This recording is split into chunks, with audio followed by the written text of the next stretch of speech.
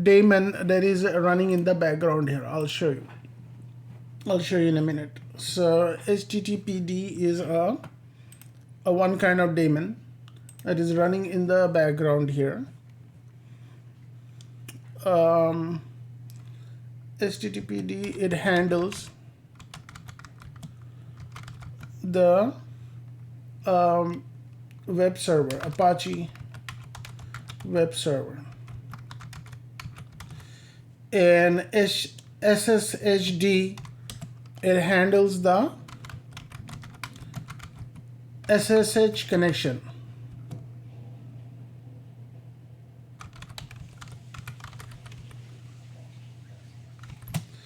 And these daemons are started when the system is rebooting.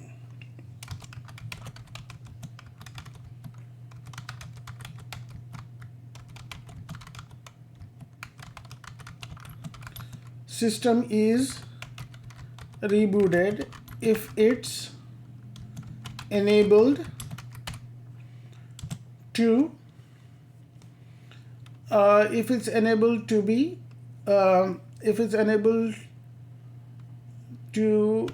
be active when the system is up. Okay, so what I'm going to do is, on this box here, what I did is, from ZMPT1 host name, and then over here host name. Okay, so for me to connect from here to here, a lot of things need to be in place. The very basic one is you have to have both on the network to be able to connect, and then also this ZMPT2 must have this specific daemon running in the background here.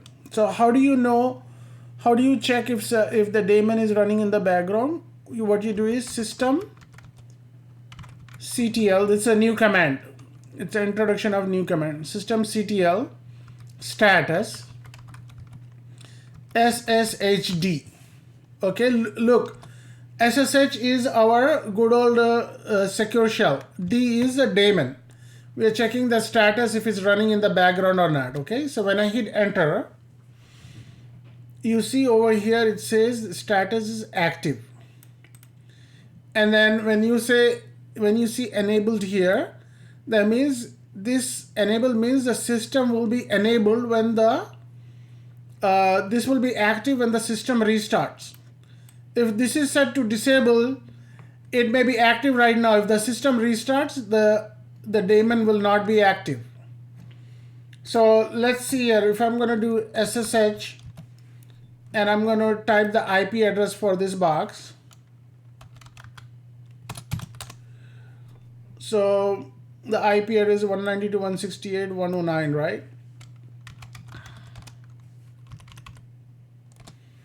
Okay, it's active here. So I'm going to do SSH and hit enter, and it's going to ask me for the password. I'm going to give a password here and it's going to connect you. The root password.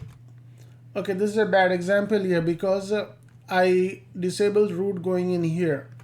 So what I'm going to do is SSH. I think I created a user terminate, and then I'm using that user to connect in there. And then I'm going to use Red Hat. Oh, God. Okay, hold on.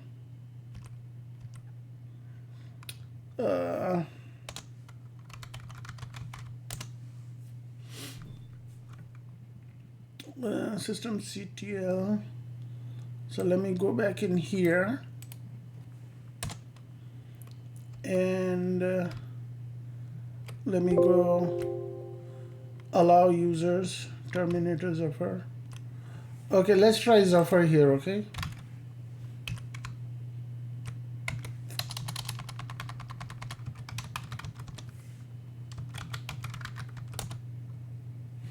Okay,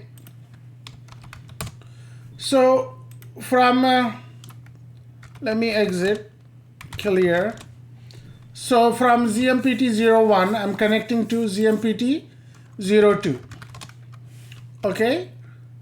So how I am able to connect? Because I'm giving the username and IP address, then I'm going to give the password. So once it's authenticated, it's connecting here. Now what is the daemon here? If you see systemctl status SSHD and hit enter, what happens here is this is active here, right? So what I'm going to do is I'm going to exit here and I'm going to stop this and see what will happen here.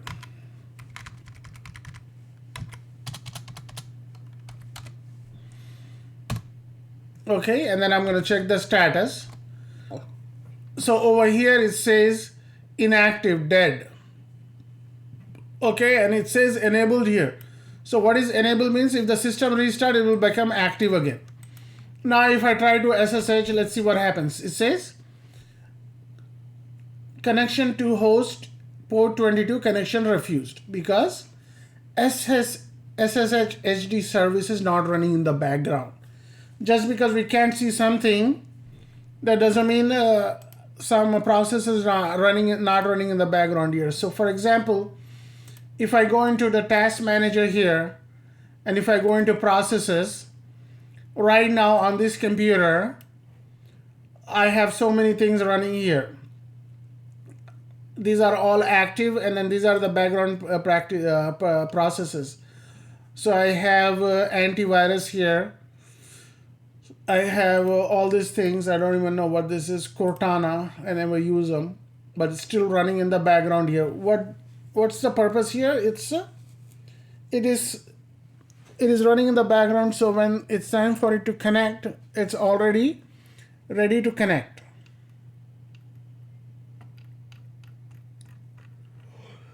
Okay, so I think I gave you enough example here. Let me see if anybody is trying to join. Okay, so we have enough people here, right? 1, 2, 3.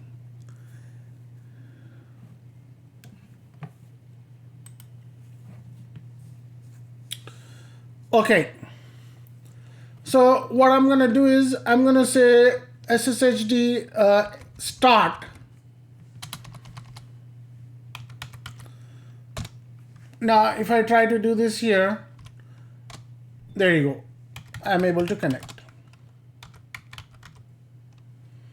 So what is happening here is the service in the background for that specific service need to be running in the background here.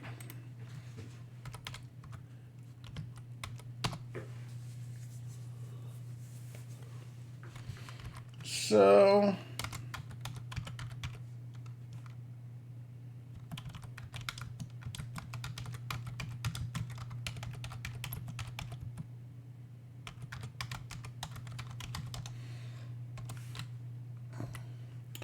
okay, so one example is SSHD.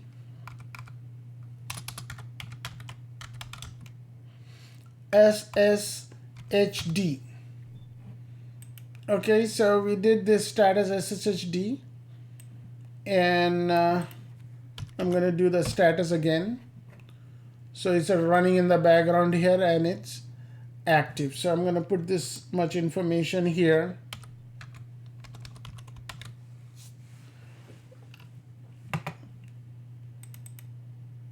I'm going to highlight this. I'm going to highlight this, and then I'm going to highlight this enabled here, okay?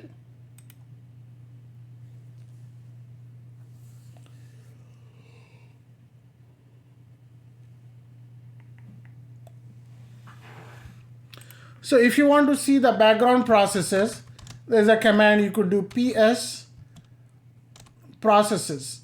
So if you do ps-ef, you see all this process here, but most of the time I don't use that. What I do use is I use ps-eo, and then what I'm looking for is grep SSHD, whatever the service I'm looking for.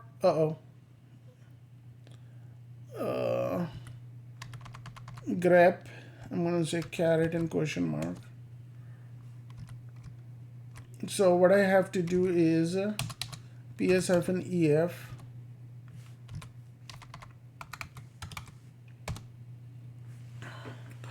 So when I run this command here, I could see if I just run ps-ef, it will give me all the daemons that are running in the background here. Okay, some of them I don't even know what they are, but I'm not worried about that because they are built in they're built in coming from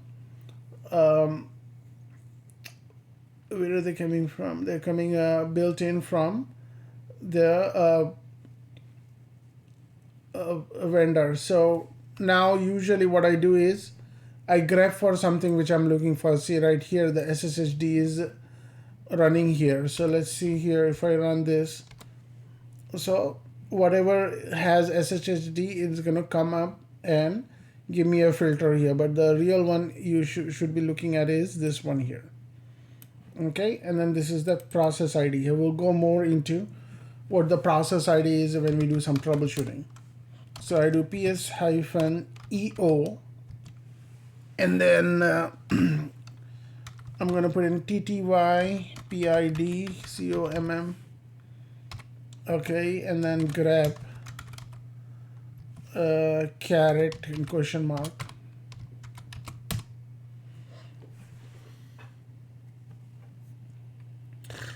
So these are all the daemons running in the background here. Okay,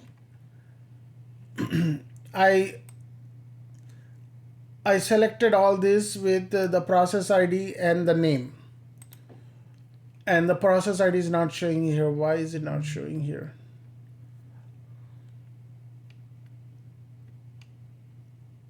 Oh, it is. These are process IDs, and this is the name. So for our SSHD, the process ID is 1507. If I stop the process SSHD again,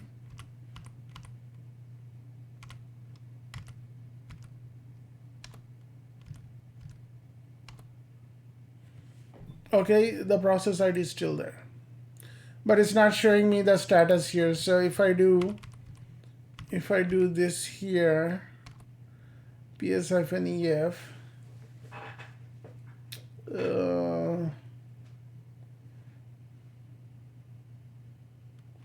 let me start it first and see what happens.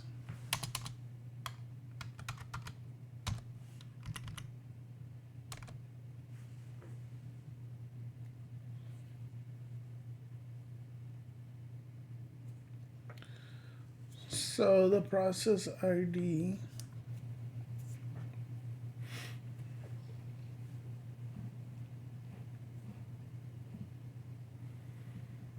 and this process ID is 23464.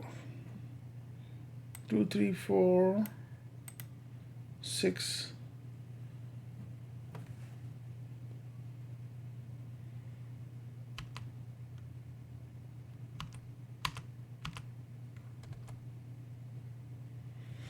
Okay, so 23464.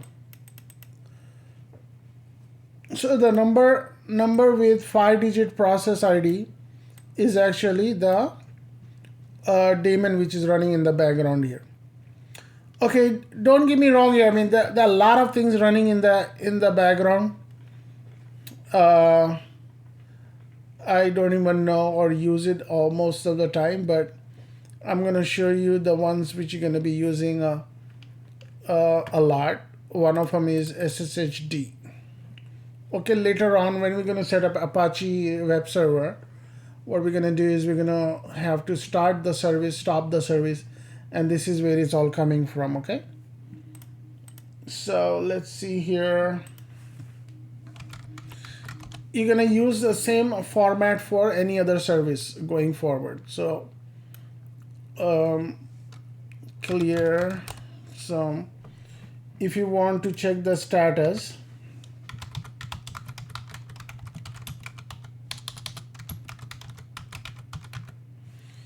So what I'm gonna do is status. How you gonna check the status here? I'm gonna minimize this.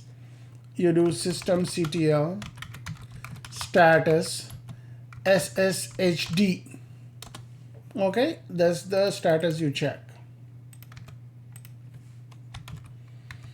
Okay, now what I'm gonna do is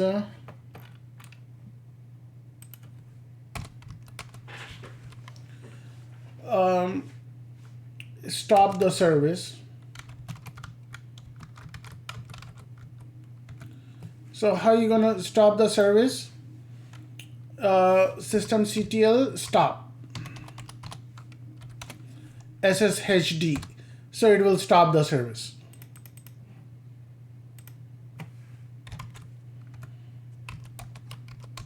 Okay, and if you want to start the service, systemctl start sshd. It will start the service. I put it wrong here. systemctl start start sshd. So it will start the service.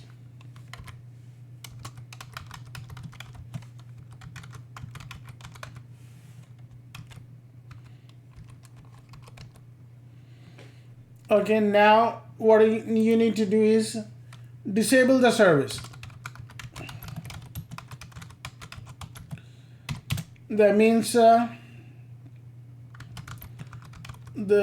service will not start after a reboot. So what you're gonna do is systemctl disable sshd, and I hit enter. What it's gonna do is actually removing the symlink here. Okay, we talked about this when we did the run levels here. The symlink is active or inactive at the moment. So the systemctl, what it's gonna do is gonna just read this through, and that's where it is make it active here. So it's right now the symlink is going to the SSHD service, which may be disabled here. Okay, so let's see here where this is going.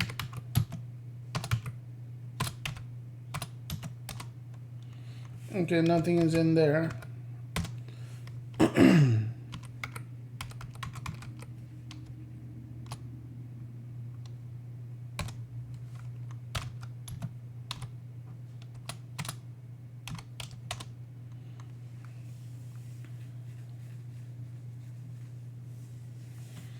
So the firewall. Okay, so this is the active link. So if the symlink is not active, that means when the system reboots, it's not gonna bring up the service here. Okay, that's enough for now. So if you want to enable the service, at this point, if you do systemctl status sshd, is this going to be on or off? Remember, we didn't stop it. It's going to be still on. It's only when the system is disabled, reboot, then it gets disabled here.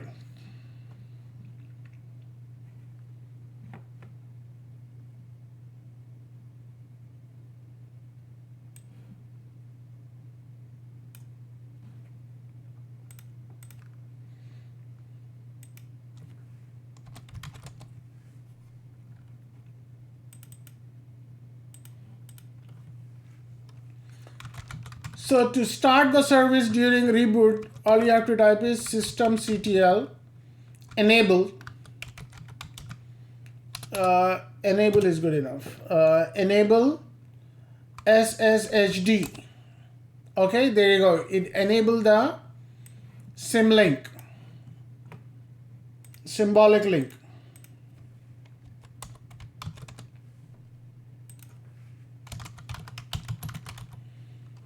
Enable service. Enable service.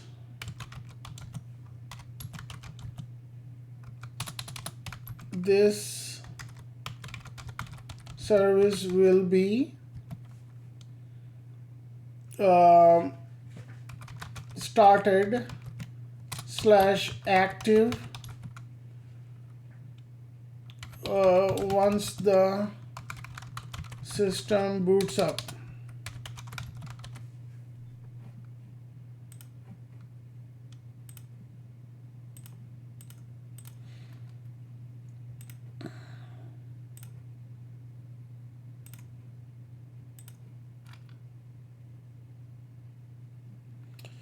Okay guys, so in future this is going to be format systemctl status and whatever that service you're going to be using it. So let's mess around with firewall. Firewall is something which is already built in here, right? So let me clear this. If you type systemctl status firewall D, remember it ends with D as in dog. So hit enter, then it will give you the firewall is active, and then it says it is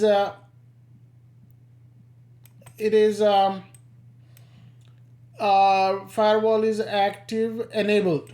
Okay, it says enabled here. That means it's enabled. It's not gonna, if the system reboots, it's not gonna disable itself.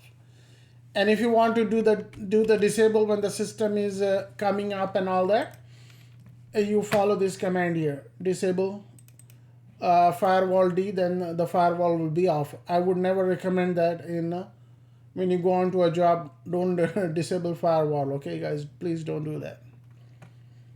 Most of the places are very secure, and on top of that they have other hardware firewall on the network layers and all that, but please don't mess around with security and all that. So is when you're building the server for the first time fresh, and sometime if you have a test server, you could do whatever you want, okay? But when something is a production server, please be considerate, and then don't just go around and ripping things off. I'm sure you're not gonna do it, but I'm gonna still tell you. So this is how it's gonna be. If it's a production box, it's gonna be a number in the prod, dev, test, deployment, sandbox. There may be other forms in here. So when you get on board, you get some training, and you would get to know what all these are. But definitely, I'll guarantee you will have these 3 or 4 in there for sure. Production, development, test, deployment. Okay.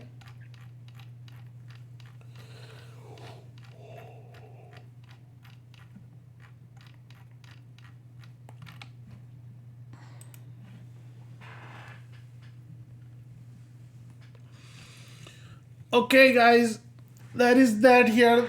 I'm gonna start a very big chapter now, which is a user administration. This is very, very important, and I am starting a user, how to manage the user. And there is another topic called permissions. So the user administration and permissions are interdependent, okay, on each other. So I'm going to be going back and forth with permissions as well as the user administration. It's going to be simultaneously right next to each other. Before that, should we take a break now? It's only half hour. Yeah, we'll take a break in another half hour, okay? By the way, everybody still with me? Yes, sir. Okay. You sound charged up, so I think moving this schedule is beneficial for everybody, I think. All right, so guys, I'm gonna show you inside out about user administration. This is very, very important. Even the lowest level of admin job or engineering job you get, I want to make sure you guys know everything inside out about this, okay? The reason being is it is very important, and second being it has to be a second nature, knowing what all these things are, what I'm going to show you in next few weeks. So user administration. So I'm back to my old practice box here. So let's see here.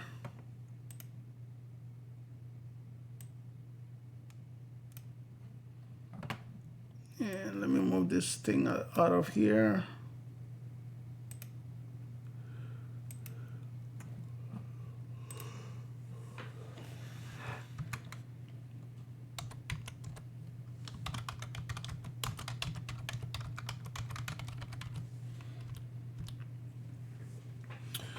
So this is, oh, I'm still stuck in last month.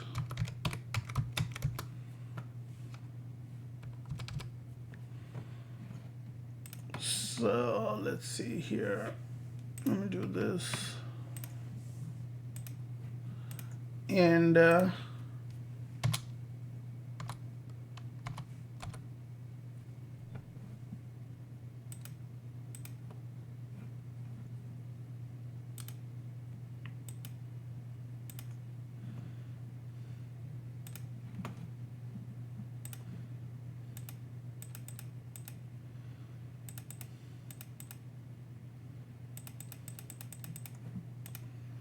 what the?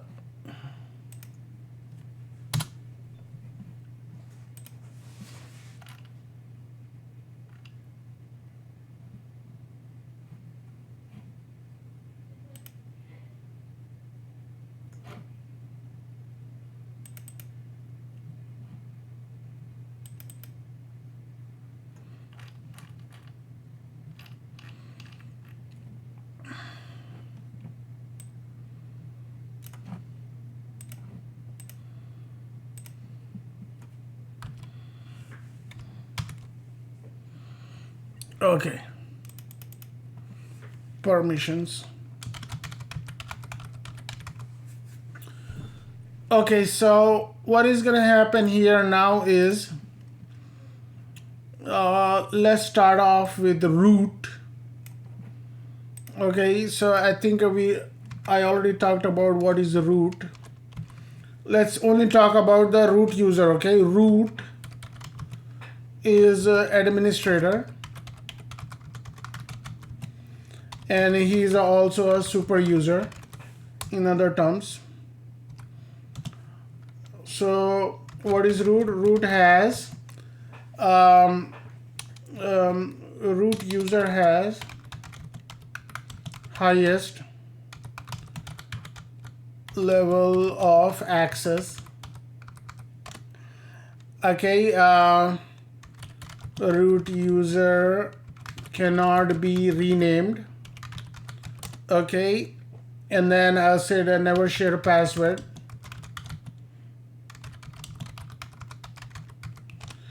And don't put the password in email or chat or text message. Okay, don't put password in chats or text message. And then root user will have access to company data. So when I was working, any place I worked, even in Windows environment, I as an admin, you could get to see everything in their data, applications, databases, and all those. So you get to see the company data. So you have to be a little careful here. So let's move forward from root. What I'm going to do is, let's create a regular user. Okay, create a user. Okay, so the command to create a user is user add, and then I'm going to give him the name Terminator.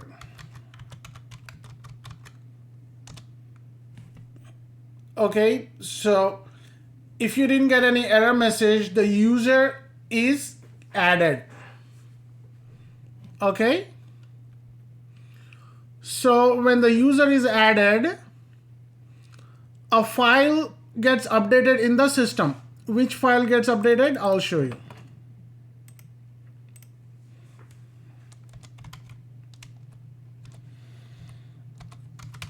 The file etcpasswd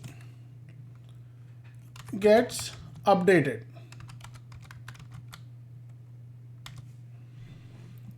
So if I go vi/etc/passwd, and there are some users already in here generated by the system. So when a new user is created, it goes on the bottom of the file here. So look at it here. We have the username Terminator, and it got some other information here. So I'm going to show you what that information is, okay? So let me put this here, and let me decode what this information is showing us. Everybody with me, right? So how many I have here? 1, 2, 3, 4, 5, 6, 7.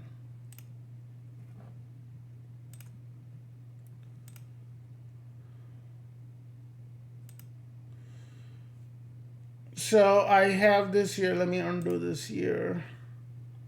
Okay, and let me do this. Let me go back in here. 7. Okay, so I'm gonna move each field in here. So first one is Terminator. Okay, next each field are separated with a colon. Okay, the next field got X in it.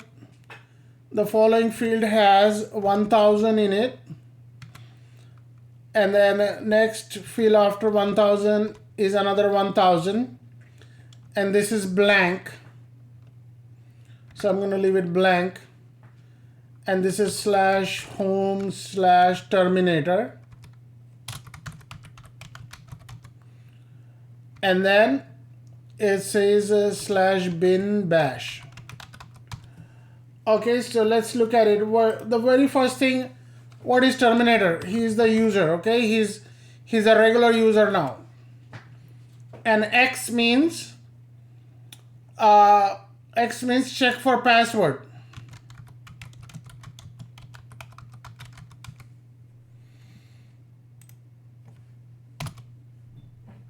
Okay, when the X is there, when it wants to connect to the system, it will check for the password here. We're going to play around a little bit and show you some interesting things.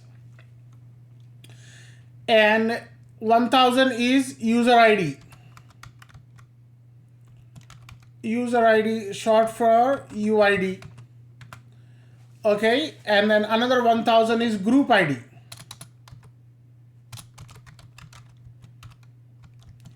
Short for GID, GID. Okay, and this one is a text.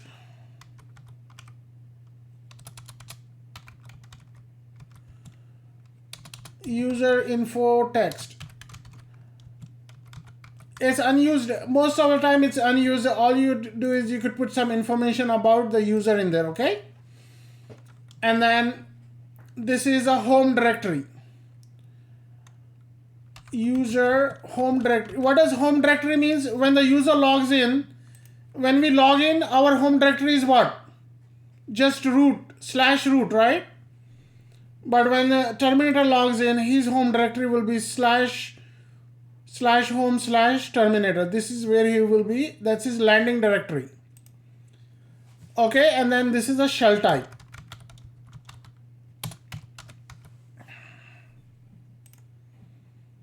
Okay, so let's take a look here. let me save and exit. So if I do ID Terminator, I get this information here. User ID is Terminator 1000. Group ID is 1000. It makes itself a group also. And the group it belongs to is 1000. Okay, it will be a little bit confusing, so don't worry about what you're seeing here too much. And if you could do with the name, you could also do it with the ID, right? If I do ID Terminator, it should give me the same information. I'm sorry, ID 1000. It should give you the same information. And it does.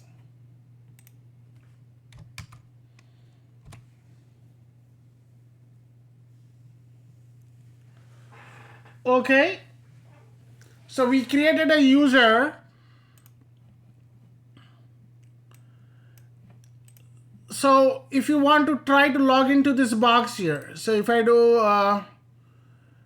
new, or let's do duplicate session, I'm gonna log in as Terminator.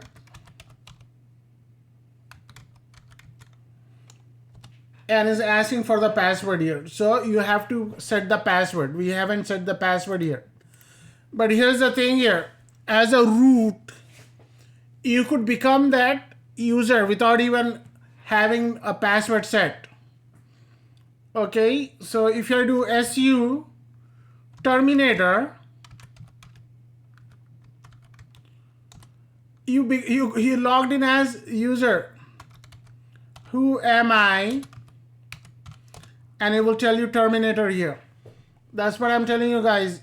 You don't even need no password, anything, for you to be able to go anywhere. So you, right now, you kind became Terminator without even using a password. Why? Because you are root. Password for other people, other users is meaningless for root user, because root user could do anything he wants. So this is officially called switching the user. Switching to regular user from root.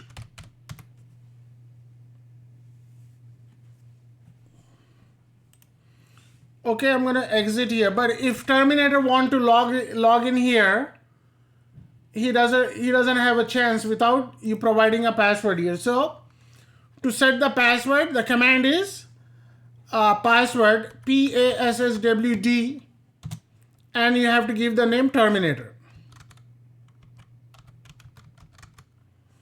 Okay, I'm gonna hit. Now it says changing the password for user Terminator.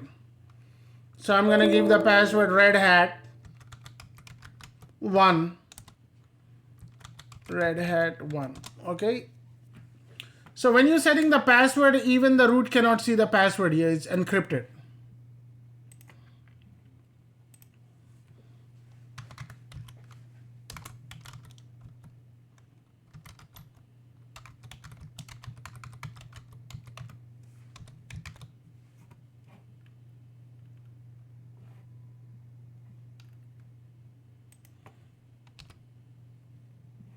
Okay, so let me go back in here and let me log in here as a regular user, restart session. I'm going to give Terminator.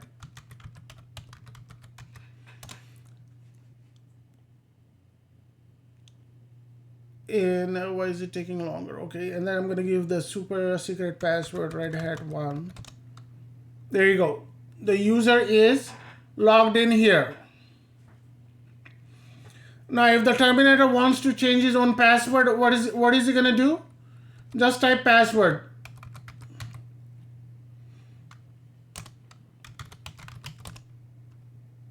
So for the user Terminator, if you want to change the password on his own, it has to match the criteria. So if the criteria doesn't match, if you don't give like alphanumeric password For the regular user, it will not accept.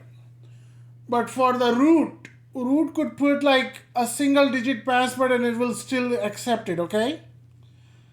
Even for the password, there is no restriction for the root user.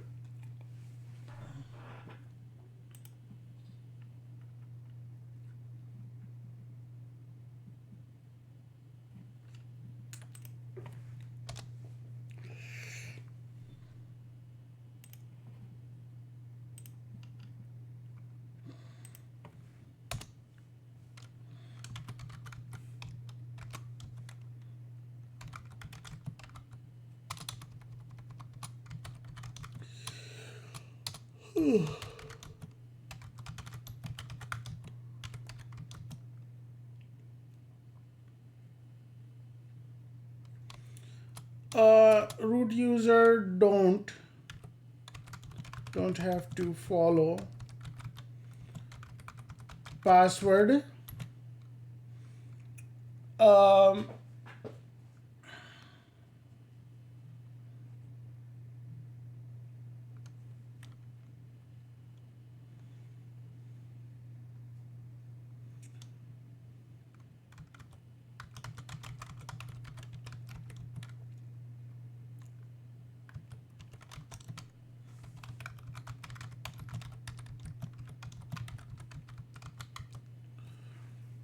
Okay, any password will be allowed.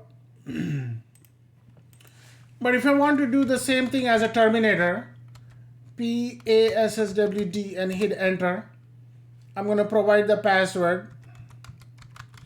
The password I set for terminator was password 1, right? It's pretty simple. So I'm going to give the new password. I'm going to say red hat 2. Okay, see there is a restriction here. So I'm going to say say something like password PASS WORD and an exclamation. So it says like it is match. It is something like a dictionary check. So for the regular user, the password has to be complex. So I'm going to give a complex password.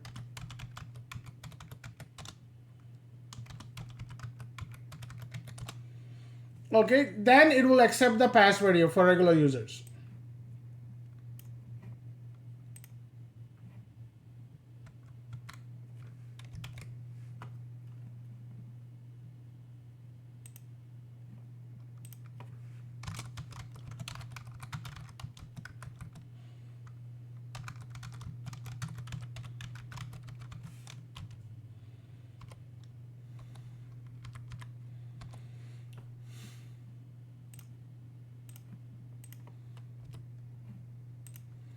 So set password as terminator. You just simply can't set the password whatever you want. You have to follow the restrictions. So let me see here. Let me highlight this part. And let me highlight this part. Okay. So now what I want you to show is the file which gets updated when the password is set. Which file gets updated here? So the file which gets updated is VIETC shadow. Shadow file is the file that gets updated when you set the password here. So you could literally see the password. It's kind of alphanumeric password here. So when you put the regular password here, it encrypts itself. Okay. So let me copy this part here. And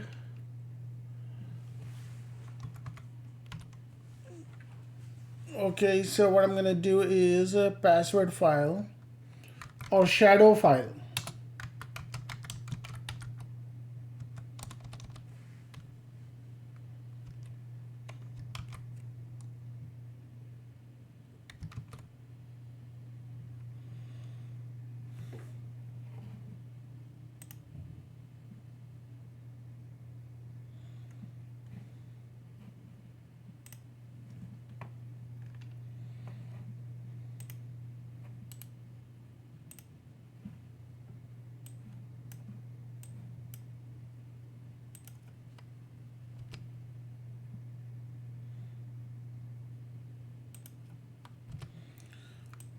I'm gonna split this up a little bit here, but it's understandable that this is kind of split up. So the file, it saves it as a alphanumeric and it scrambles it.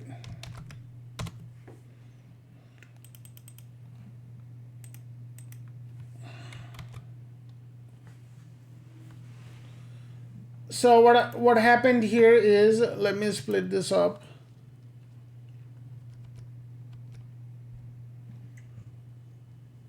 Okay, I got 1, 2.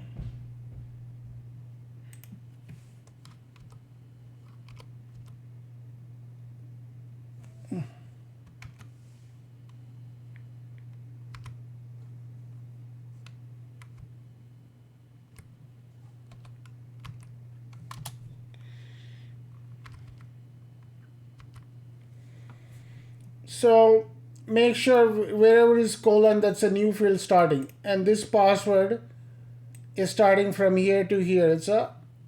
You cannot actually see the password here, but if you want to copy the same password and give it to the another user, it will work just fine.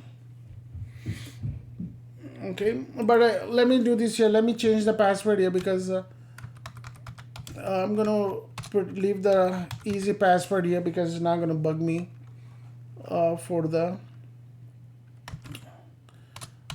when I'm gonna do other things later on.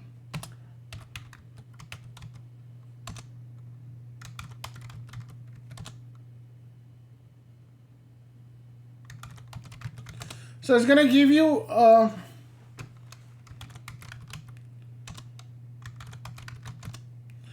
okay, it may or may not want the root user that the password is restricted or shorter than this, but it will still accept it. So I gave the password only Red Hat. The system don't have any choice then just to accept the password. Okay. So let me see how many fields we got. 1, 2, 3, 4, 5, 6, 7, 8.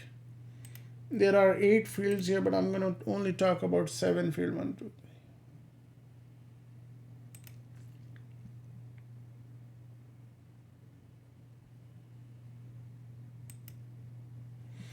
Okay, this is going to be the same thing.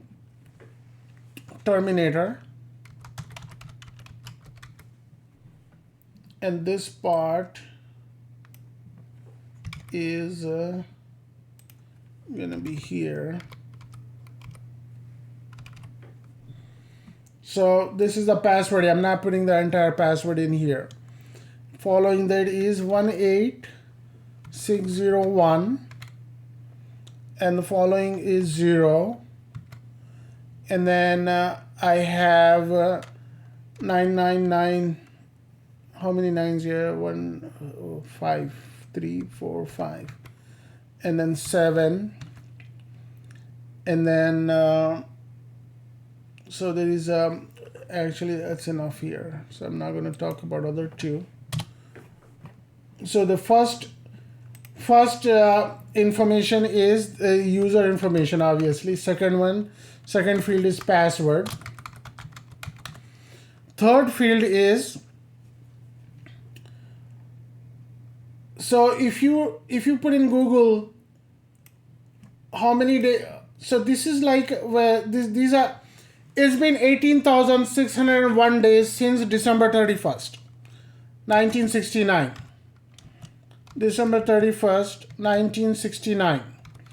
So in Linux and Unix environment, AIX, I don't care, whatever, if it's a Unix based, the clock starts on December 31st, 1969, okay? So if you type this in there, so if you type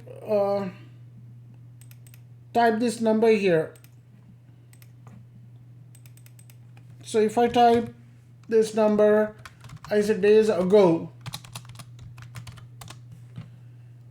it will say January 1st, 1970.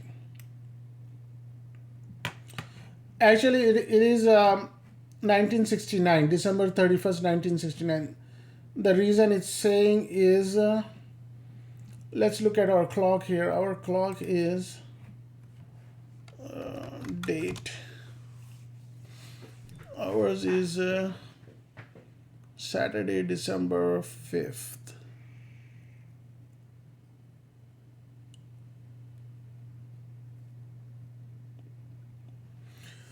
Okay, so this date is, so it's counting December 20, January 1st, 1970. So this date is after December 31st. So it left behind December 31st, 1969, and it's counting the many days from there, including today. Okay, that's what this is for, and this 0 is a grace period. Everybody gets that information, right? Oh, you guys need to change the password in so many days. So this is what this is. And if you put like 9,900, the password expiration date, normally this is 60 days. By default, it is set to never expire, but usually this is 60 days here. I'll show you later on when we messed around with the passwords here.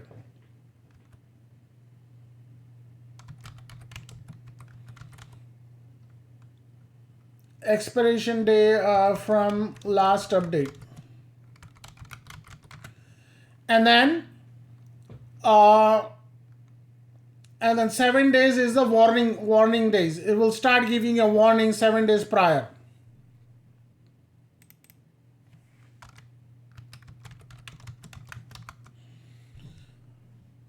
So this is what it is. So if the password expires, there is no grace period. It's just expires means expires. You have to set a new password. And in this case, it is saying 999. Usually it's 60 days. Usually set to 60. And then warning days is 7 days. So on the 53rd day, you will start getting a warning that your password is going to expire in 7 days. All right, everybody have went through this, right? I mean, don't tell me if you're working, no matter what. The password is need to be changed every so often depending on the company policy. Usually in Linux environment it's 30 days. In Windows environment it may be 90 days. But who knows what happens here. There are so many passwords you will end up having. So okay. Alright, so I want to check up on you guys. Everybody with me still? Yes, sir. Okay, good.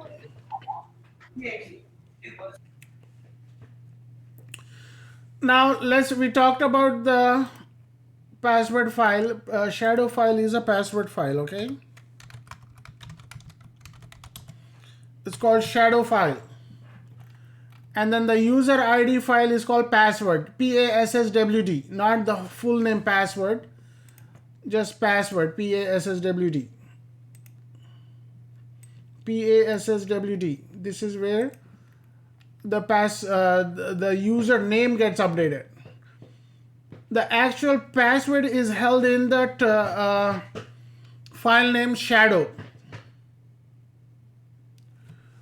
Password terminator.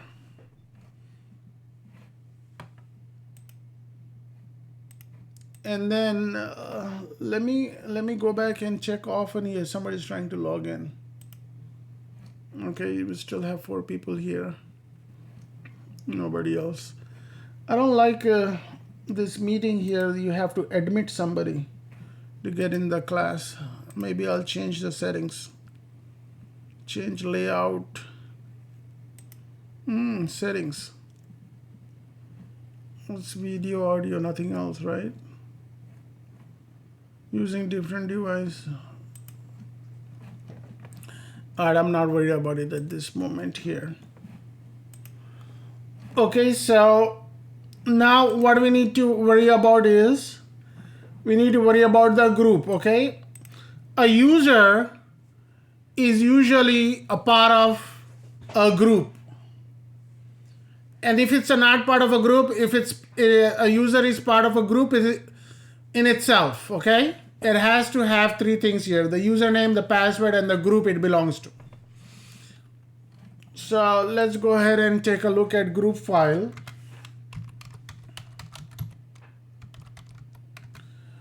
Okay, where is the group file? Obviously, it's in VI/etc group.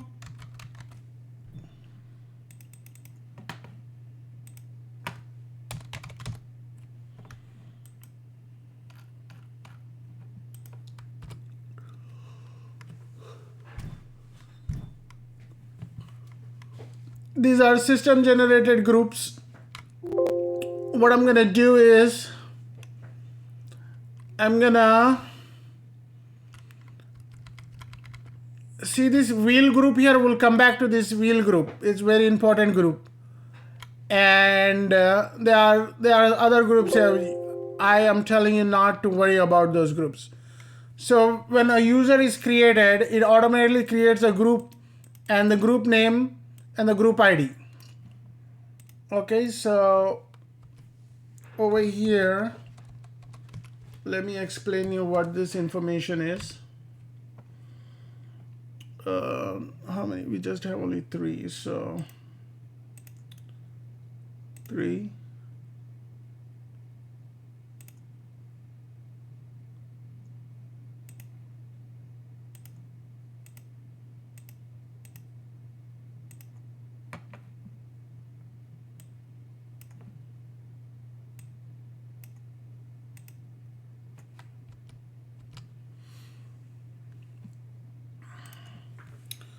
Group name, and the second field, the first field is terminator, right? The second field, it says X in it, right? It says to check for password. And the third field is 1000. So this is group ID, which is GID. Group name, and then X is check for password. Okay, let's have some fun here. What I'm gonna do is I'm gonna remove X from the check for password here and see what will happen here. Okay, let me save and exit. Not from here. Let's worry about check for password from the password file.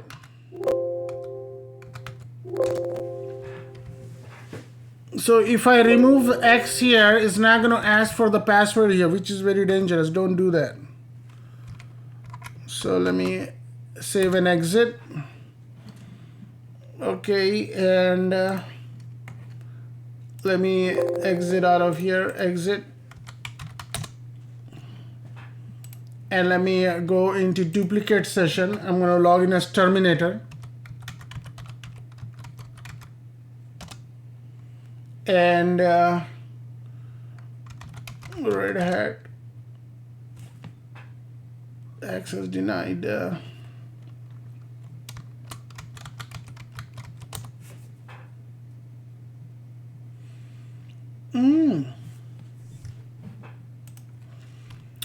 Let me do into group and see what happens here if I remove this part here.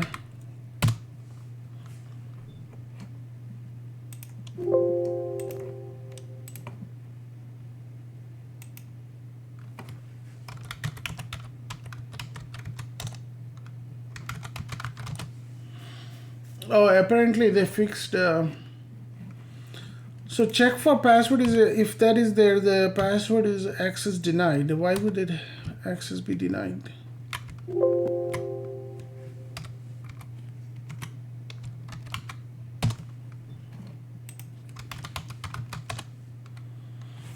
Okay, so there was 3 failed logged in attempts.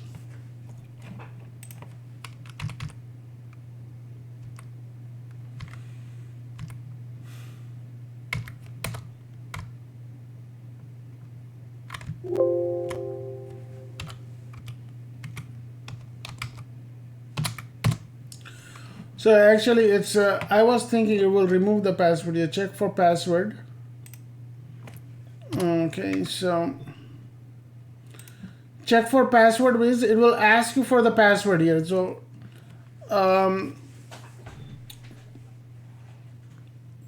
check for password.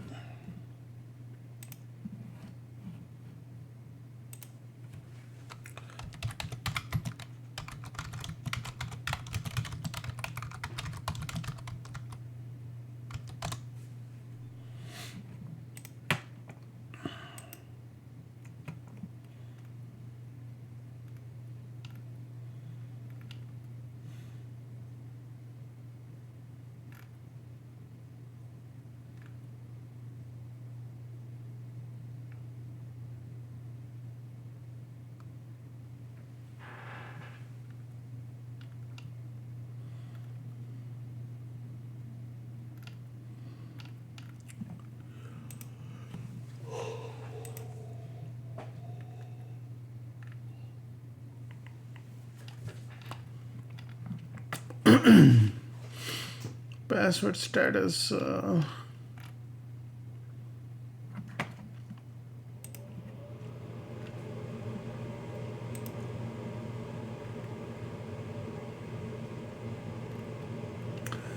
know, we'll come back to this here again, because SC there is something called security enhanced Linux here. I have to show you before I come back here. So we'll just leave it alone here. So this will check for password. And let's see here what else. So I think I have all this here.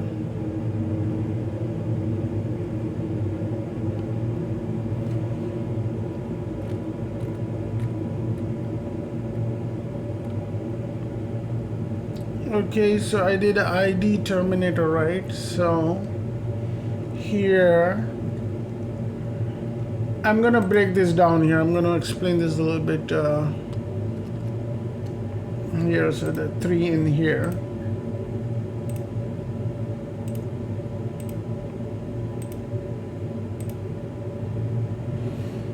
So first one is UID.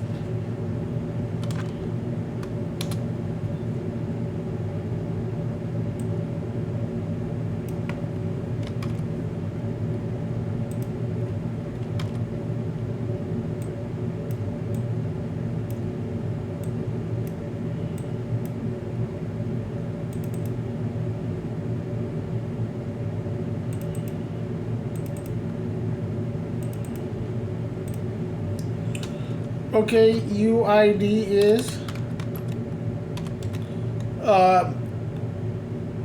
user ID, okay? User ID. Okay, user ID. So group ID is GID is a user belongs to. User belongs to this group.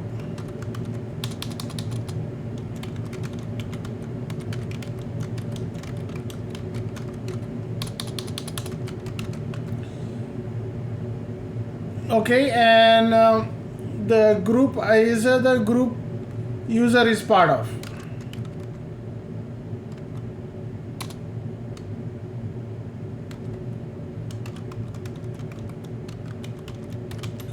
In future, when we're gonna add one user to multiple groups, this space will get expanded here. And actually, no, this is the user's primary group.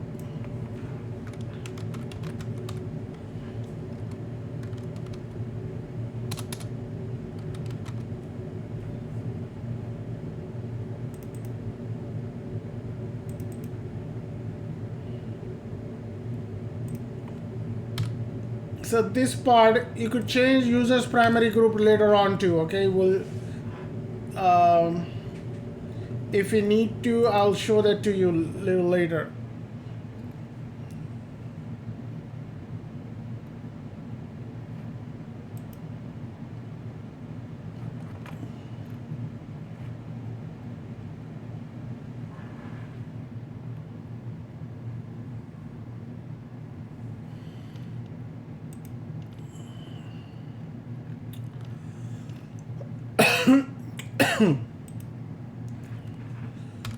So the next thing is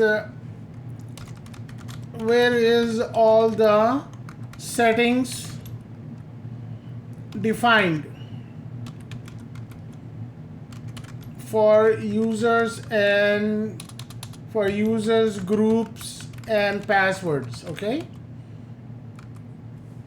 so it is defined in this file here. Minimize this, clear it.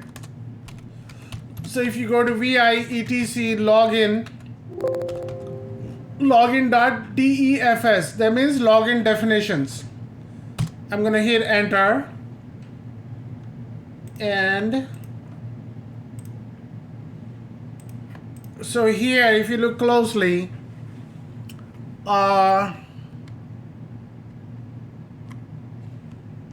so if the user has a mail directory, it will be set in this location, var spool mail,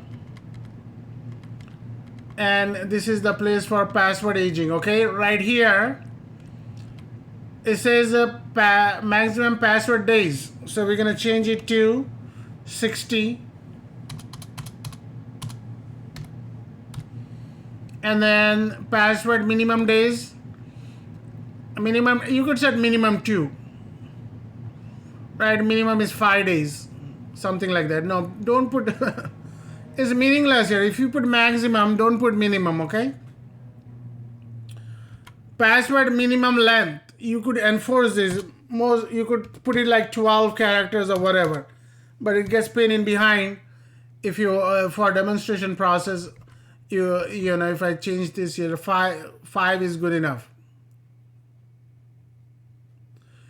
And the password warning age, after 7 days it will start to warn. So let's do 2, so that it tells us like tomorrow it should tell us you know, your password is changing here. And then this part is where the UID is GID is defined here. If I change it to 3, the new IDs that are going to start to be created, it will have start from 3, and it goes up around to 60,000. And the minimum user ID is 200s. That's where it starts from 200s. Did ours start from 200s? Anyone?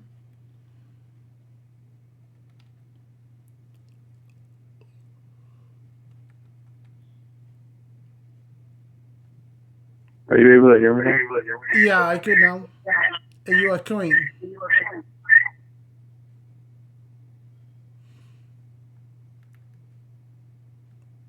Hello?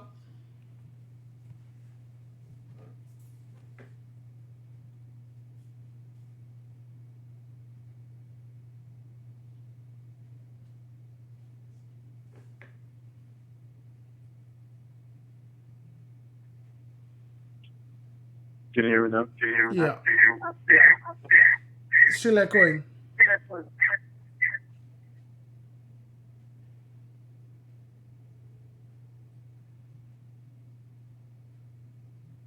Okay. Maybe. I was going to ask. Yeah, go ahead. What the difference between the user's primary ID was, and then the user's regular group ID.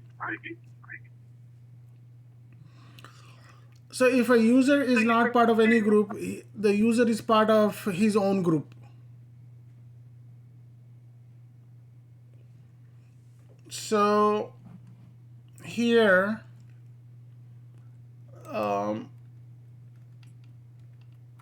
so if you look at it here on the top, okay, over here this was set to 1000 here, right? So based on that, it's created the user ID, and also it created the group ID. So in Linux, the user has to be a part of a group also. So it put itself in it automatically creates a group with that user ID also. So, and then since it's part of this group here, this will become a primary group, And over here it says groups here, right? Later on you will see multiple groups here. So you will see later on when we come here and see a terminator is part of any other group, this field get expanded here, but this field will remain the same. These two fields will remain the same. The primary user ID will remain the same and primary group ID will remain the same. And in here it will be more additions here if the users belong to other groups also. Okay. Can you reallow my other user into the call? Okay, that's why I don't like this. Why is Yeah, what was wrong with WebEx today? WebEx is horrible. Is giving me. It's coming up with so many updates. I wonder other people. It's only other dropped off. Were you having connection issues? Can you hear me now? Okay. Yeah, I could hear you. Okay. It wasn't letting me talk through my computer earlier, so I had to call in. I don't know. I saw them both drop off a little bit ago. I've been fine connection-wise. I didn't know that, so it's okay. All right, so the user ID and this is a system groups ID. So if root probably belong to 201 or something, so I'm not worried about that. So over here, maximum values is for group ID. So these are the user IDs and these are the group IDs. So start off with 1000 and ends with 1000 years. So next time a user is created, it will pick up 3000s, and then and when the next time the group is added, we'll put groups into, instead of 3000, 4000s. How about that? So I'm gonna go in here.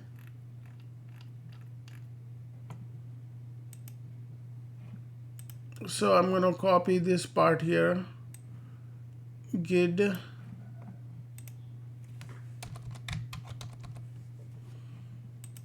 and I'm going to copy this.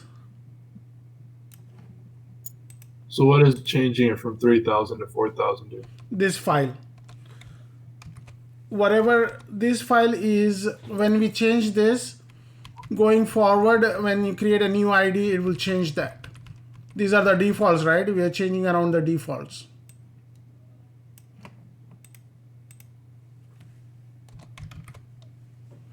Also change the amount of days and the length of the password, or? Yeah, I changed it, right? The default was 9999. Now I changed it to 60 days. So this is where you come and make your changes, and that way you could so if I create a new user here, so No, I was saying like changing the gets to, making them larger for the minimum one. yeah. No, this is just the ID here. The display of the ID number should start from here to here. So you could give like a little even longer alphanumeric ID, minimum number to start with and maximum number to start with here. So if I would have created another account here, it would be 1001. It would have been 1001, but I don't want that. I want it starting from the 3000s, and the group ID is 4000s. That's what I want. So if whatever the attributes I change in here, it will take effect. So I messed around in here. So let's go ahead and add a username. Okay, so I'm gonna say user add. User add. I'm gonna say X-Men. Yeah, X-Men. Okay, I'm gonna hit enter. If I type ID X-Men, now you see it picked up starting from 3000s and the group ID is 4000.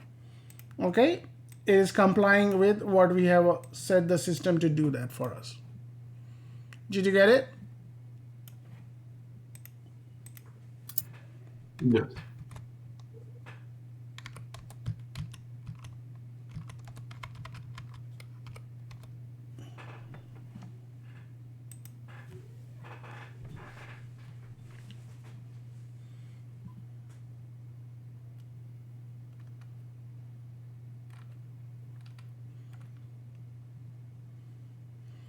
User terminator password. So now let's look at it here. Let's look at the shadow file. Since you changed the minimum GID, wouldn't it change it for Terminator, or does it keep it the same? Just keep it at 1000? It will keep it 1000. Because it's already set. You cannot change it. Yeah, it's not retroactive. You're gonna have to. It's going forward. It's gonna be changing it. Okay. So now, if I do, if I go into password file here, this number should be shortened. So VIETC shadow, and if I go all the way down here, see the X-Men is, this part is blank here. Why is it blank? Because the password is not set yet. Okay, let's go ahead and take a break here, and we'll come back in 10 minutes. Or you want a 15-minute break? Yeah, can we do 15 minutes? Please? Yeah, 15 minutes. We'll come back. Okay.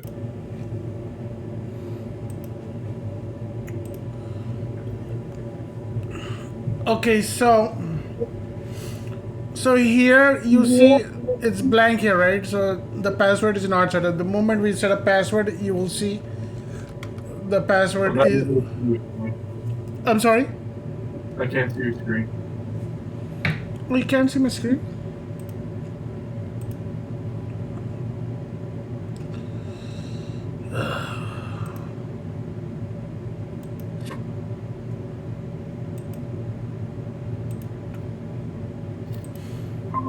Can you see it now? Yeah. Okay. So if you go in here, the password file, the password is not set up for user terminator here. Okay. Now what I'm gonna do is well, once in a while you will get a request to, what would the request will be like, okay, we have this password set on other servers, and we want the same exact password set on this server also, because the password is kind of integrated into the other places, like some kind of script or some kind of programming language they're using, that at the moment is going to be difficult for them to have a different password. So they want the same exact password on all the servers, right? For the same users. So what you could do is, you could go in here and copy this part. Okay? And then edit and delete these two exclamations, and then save it. Okay? Now if I save and exit, save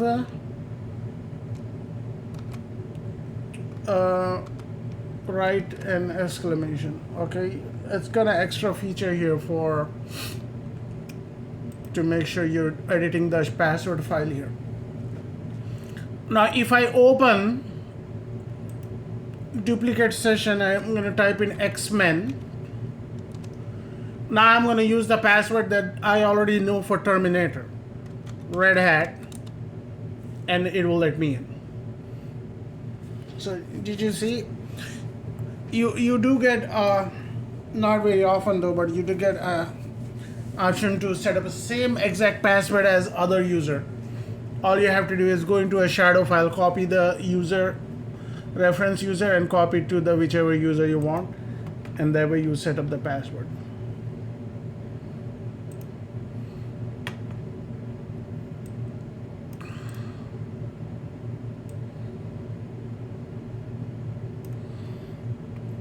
So if you look closely here,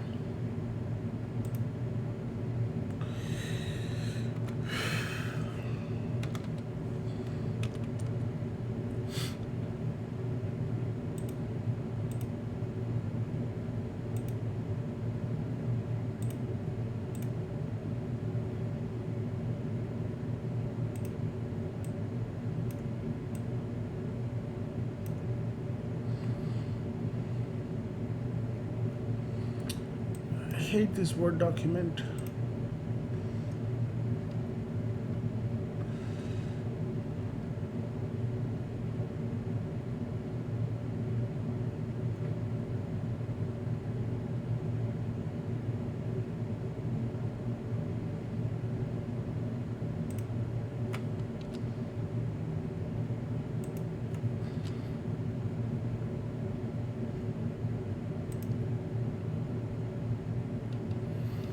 So if you make a close observation here, these two password files, the alphanumeric numbers are identical.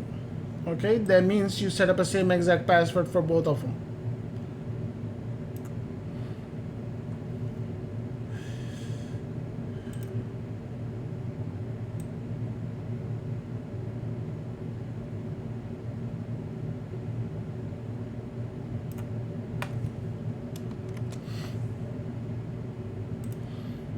And here, this is the date, and the other change here is this, and this. Okay, so tomorrow it should remind us that the password is expiring for X-Men. In fact, it should do it now. Did it? No, we'll wait until tomorrow and see if it's gonna remind us if the password is expiring one day. Why is it doing that? Because we made these changes here. Password warning age 1 day. Oh, it may not, because it will do it 1 day before 60 days. So it will do it on 53rd day. So this is meaningless at this moment. So I'm gonna change it back to 7 days here.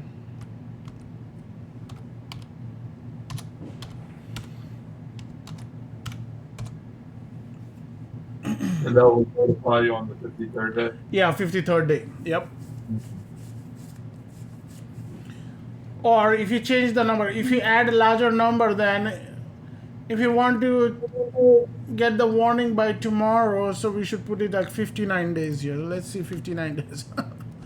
It'd be silly. Yeah, why? I mean, just for this, demonstration process, let's do this on 69 days.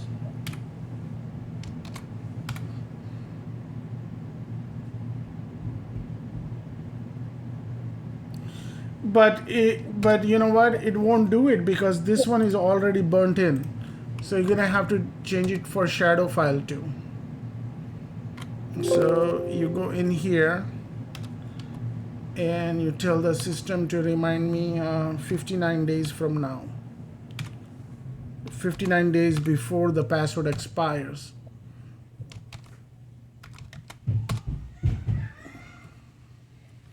So if I exit, re-log in again,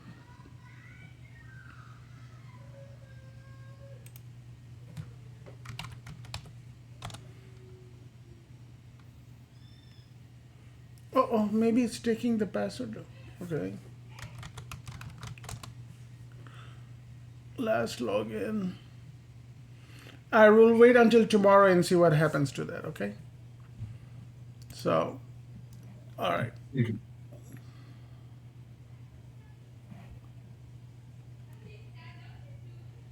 I had a question. So when you were exiting the VI, when you did W exclamation mark instead of doing just X, why did you do that? Yeah, it's just it needs an extra exclamation because this is a password file. You're updating the password. Okay. So it needed for this password file. So it wouldn't save with just X. You have to use the W exclamation. Yeah, W exclamation, right, and exit. Okay.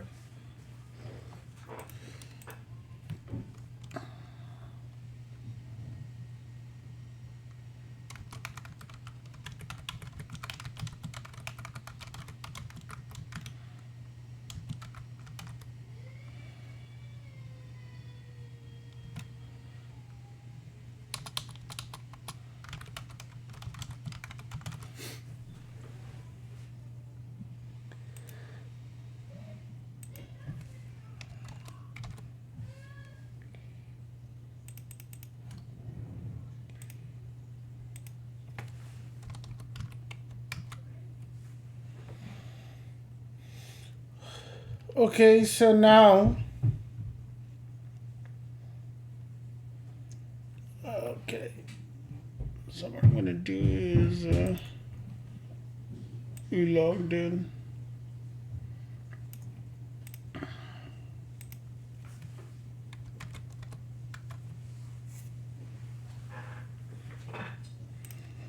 So now what I'm gonna do is I'm gonna create a user manually, okay? Sometimes you will get this option here. Create user manually. All you have to do is most of the time you have to go to vi etc password password file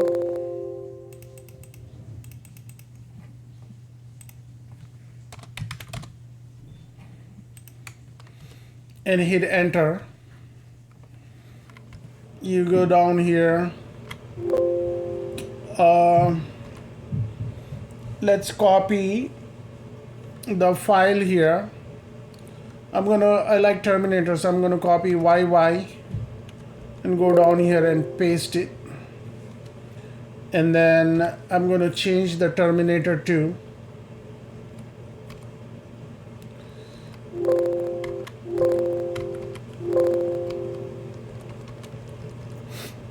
okay, I'm gonna give the name instead of Terminator. I'm gonna give the name 6000 Spider-Man. Okay, and the password is there. And here I want to create a totally new. I'm gonna put him in 5000 user ID. And the group ID I'm gonna do why not 6000. And the home here I'm gonna say home is Spider-Man. The home directory you could literally give any directory. You're not restricted with that. If you want to give the home directory something else, by all means.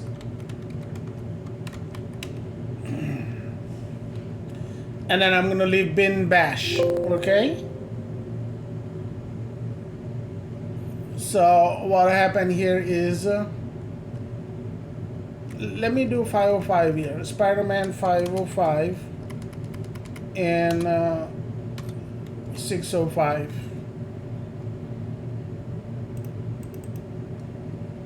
Okay, usually what you do is copy the previous line, copy the existing line,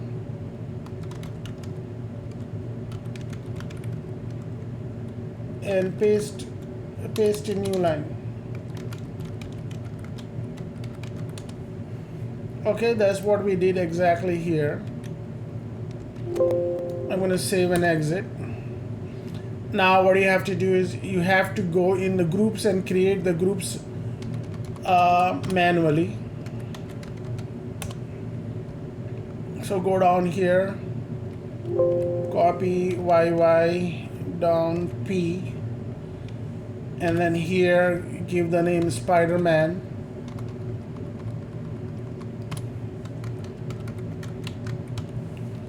And then the group number we gave was 6005, right? This has to match 6005. This is the primary. The original Terminator. I cannot hear you. So what does this do to the original Terminator user? We'll just delete him? I still cannot hear you. You're muffled. So changing Terminator to Spider-Man, is this going to remove the Terminator user now or no? No. It's not going to remove. We're just copying this as a template line, and then you're putting it in here just so that I don't miss out any exclamation colons or anything that is necessary in there. Okay. So what I did was I just renamed this part and renamed this part. So it's always a good idea to copy the existing one, right, in the environment, what is already there. Instead of when you're making a new entry, might as well copy what is already there. So if you're like if you're doing something new, see what is already there, and based on that, you do something new. So already, the only thing we change here is the group name and the ID. So let me save and exit.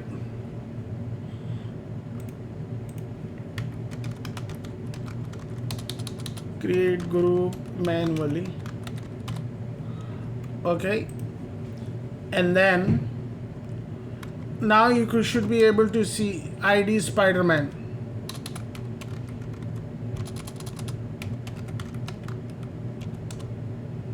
Okay, so you see the UID is 505, GID is 605.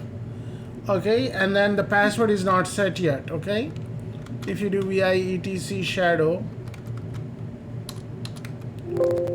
go all the way down, the password is not set again. So what you could do is you could set it again. So copy the same line, and then I'm going to paste it here.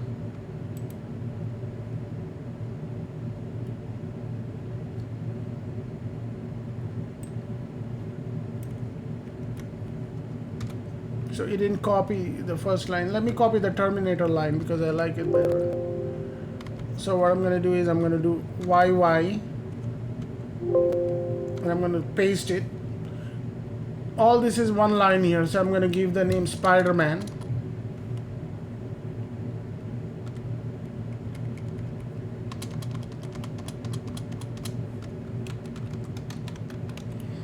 You could see you're playing around with the username and password, so you could see how much power you have here.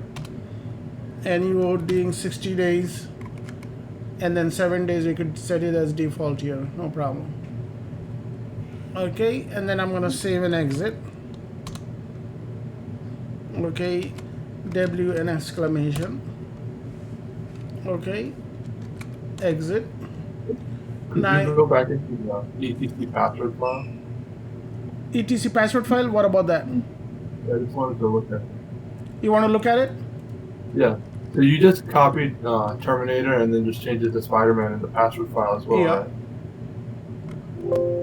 I use this line as a template and then copied over here. Change around as needed.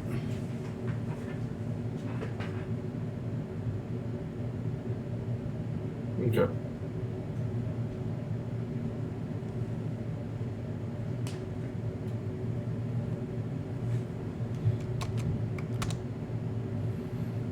So now what I'm going to do is, and same thing with the password. Would there ever be an error if you had the two users had the same primary group? Unfortunately, I cannot hear you clearly. What was the question? Would there be an error if two users had the same primary group? Two users could definitely have a same primary group, no problem. Okay. Yep. In fact, application groups, users have the same primary groups. So all the users you created right now, like Spider-Man, Terminator, and then the other one, they could all share 5005 and 6005? Right now, they have their own primary groups. So if you do ID Spider-Man, so X-Men is in the group 4000, Spider-Man is in the group 605, and Terminator is 1000. So definitely you could create another group and then put all three in the same group. I'll show you. I'll create a group named Superhero and I'll put it in there, okay? Okay. So then create a password manually here.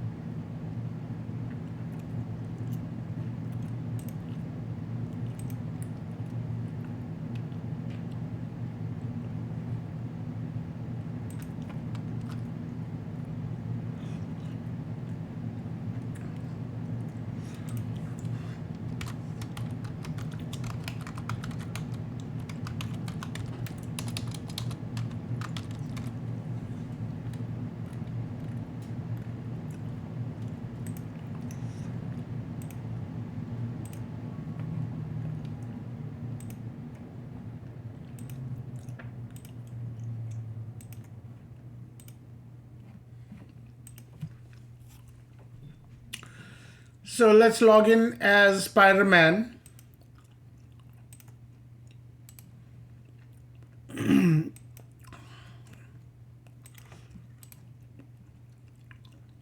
Duplicate session Spider-Man.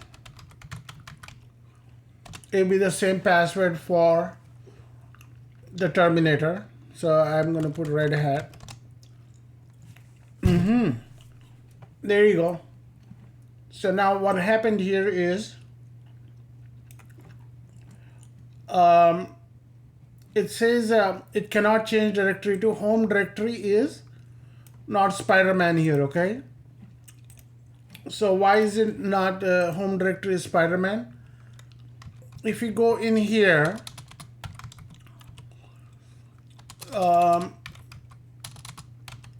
cd home, and if you do ls-l, if you do ls-l, the directory is not created here. So you have to manually create a directory. mkdir home Spider-Man.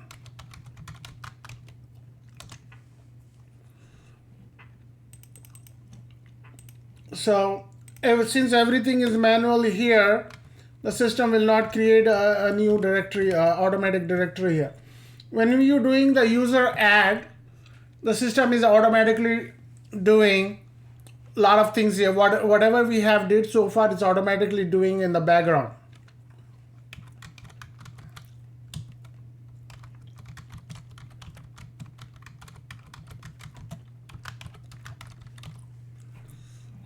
Okay.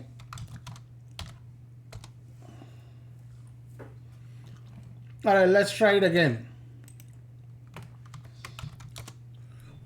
Let me go ahead and go into duplicate session, Spider-Man, password. So let's see pwd.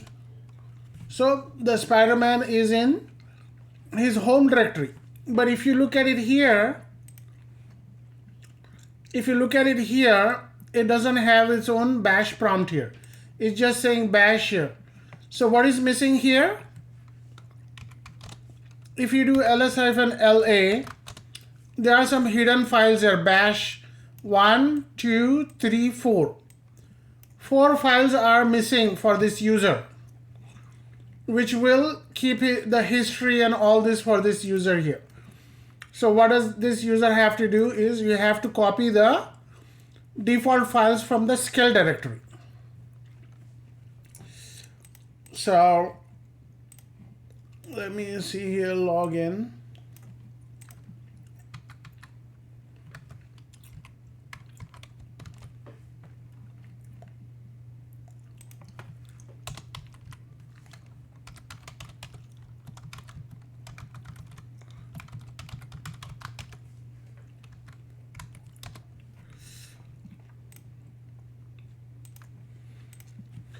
So what I'm going to do is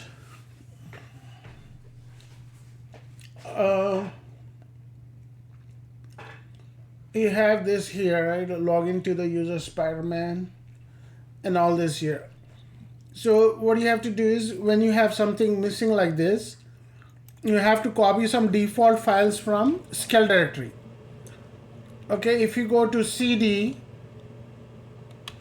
etc skill, and if you do ls, nothing is there. If you do ls-la, you have these files here, 1, 2, 3. These are essential files that you need to be able to copy into the skill directory. So how are you going to copy this? cp.bash, go to home directory, pwd, cp/etc/skill, then if it's hidden, so bash, then exclamation, asterisk, and then where are you typing? I'm putting a period there. It's a present working directory.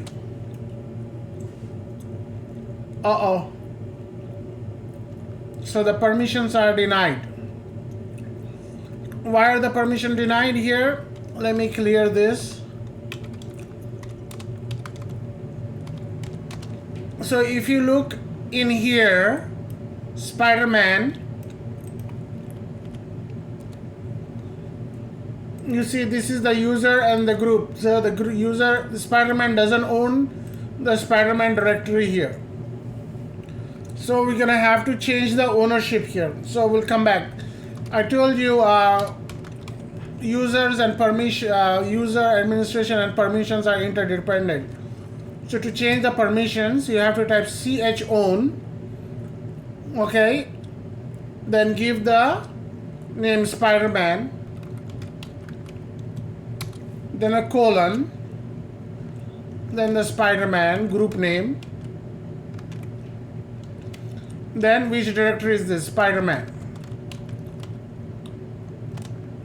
So if you do ls-l, the Spider-Man is the owner and the group is the owner. You could also use this also, Spider-Man 6005. You could use the IDs too. 6005 Spider-Man. It will be the same effect.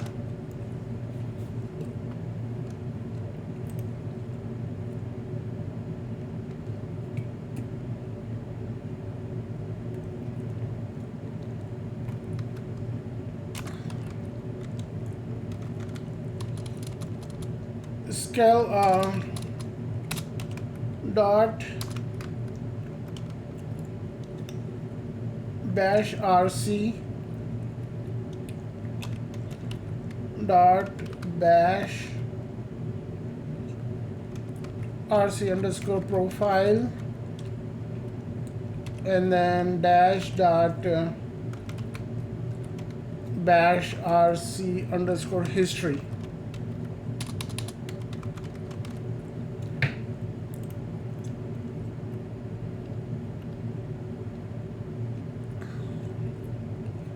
Oh, it's bash, not rc.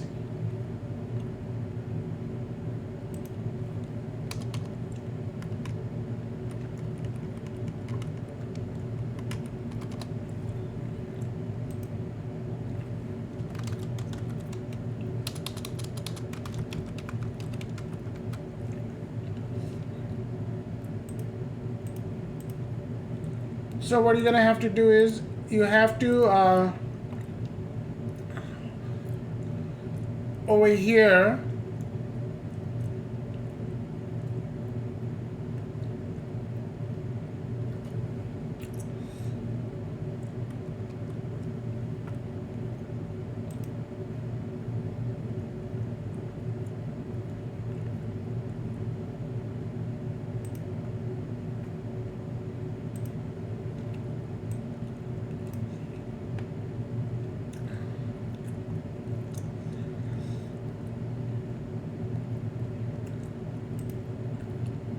are missing.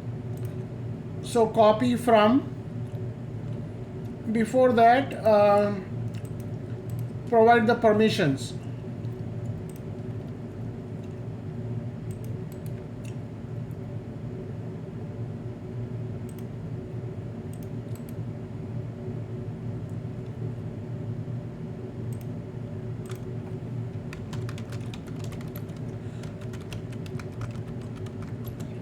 Change the permissions for the Spider-Man directory, home directory.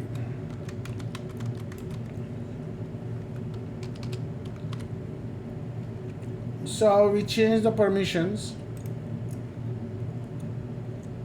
Okay, what we did here is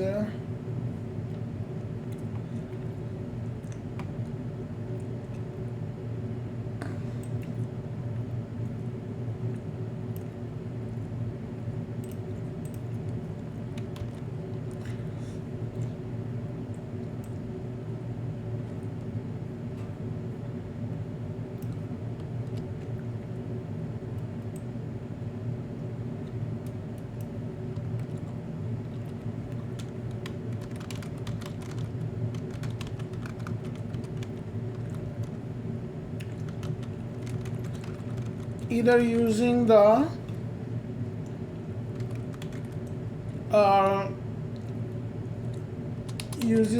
name or the IDs. Okay, both are acceptable. And if you do ls-l,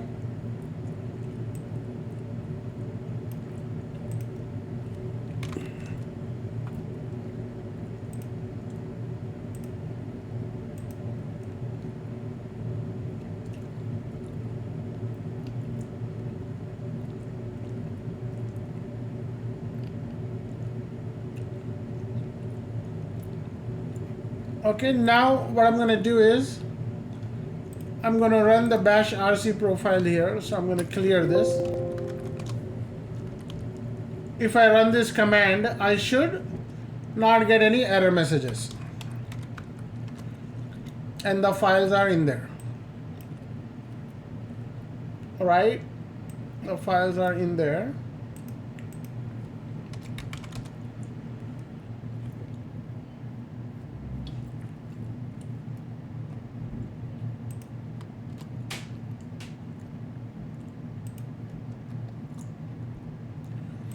Now when I exit and come back in there, I should see a proper login there.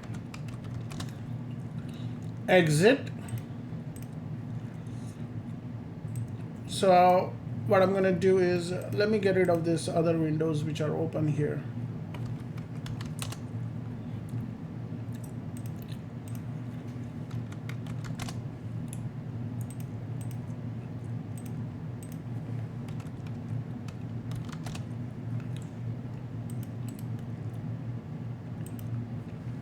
So if I go in as Spider-Man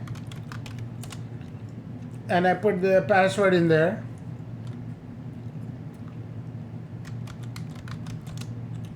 voila, I have the regular looking bash prompt here. You look at this here, and what was there before, it makes a difference. ls-la, where is all this information coming from? These are your profile settings here, okay? Like in Windows, once you go in there, it clears your profile and all that. It does that too here.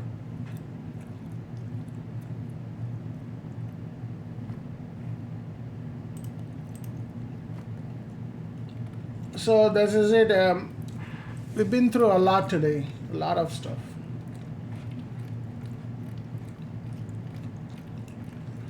It's not a rocket science.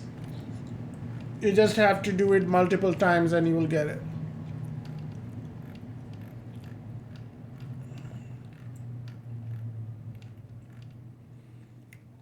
Okay, so now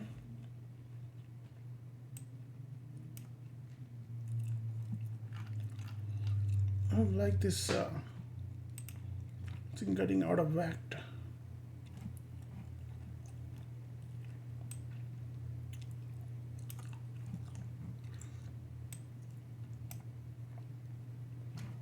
Okay.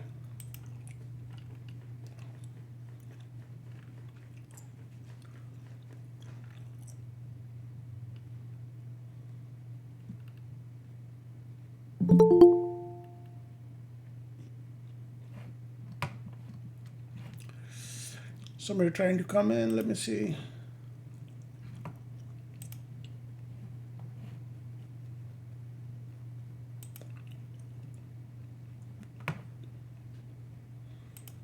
Okay, so we created the user manually, right? So what we're gonna do is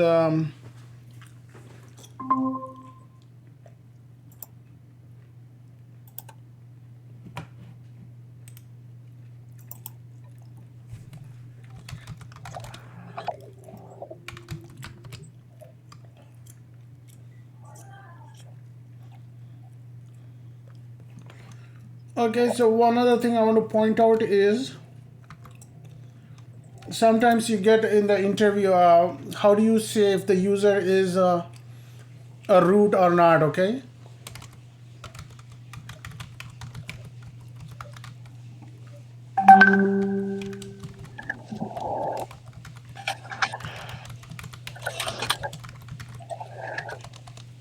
So this is a root user,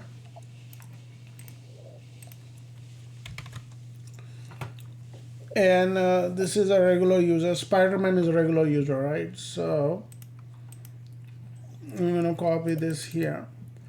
So both are logged into the system here. How do you see the major difference here is this here.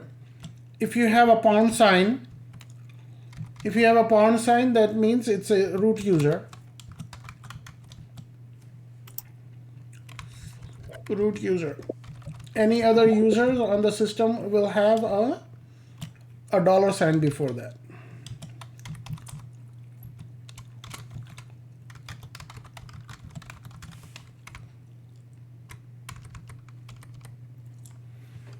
Okay, so I'm gonna save this here. So now what we're gonna do is I'm gonna exit out of here. So what will happen is some users need elevated access. So what we're gonna do is we're gonna give some users elevated access as much as that user will become that user will have some access. Then what we'll do is we'll give them the root access too. So it's called sudo access. Sudo access, S-U-D-O, sudo access. So what does sudo access stands for is it stands for sudo equals super user do. Super user do. Don't ask me why is it that way, but that's how it is. And it will have a super access, super user access, but not full root access.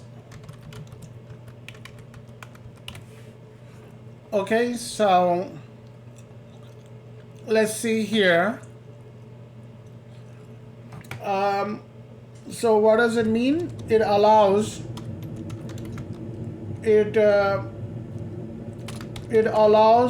regular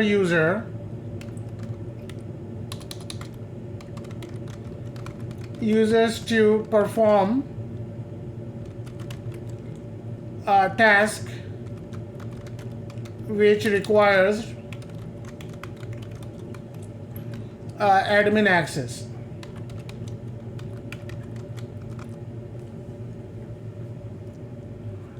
Okay, so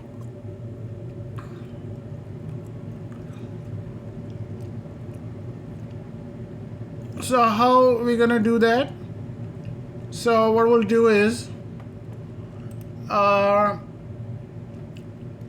let's work on Terminator. Okay, I like Terminator. I want him to give some access here. So let's go ahead and log in as Terminator first.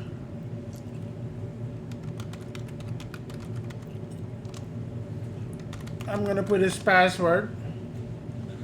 So let me do a demonstration here. So for example, if a user want to install something here, right? Yum install Firefox -y. So what will happen is it will give the error message, you need to be root to perform this command. Okay, so let me do this here. So we logged in as Terminator, and then you cannot do a simple task as installing the application here, so which is a big deal. Not everybody could install the application in. Generally speaking, so you have to be part of a Linux team here. So there is another group, the monitoring team and Linux technicians or whatever. They sometimes don't have the full root access. They have a sudo access. So this is what is for them. Okay, so what you do is you give them the access here. So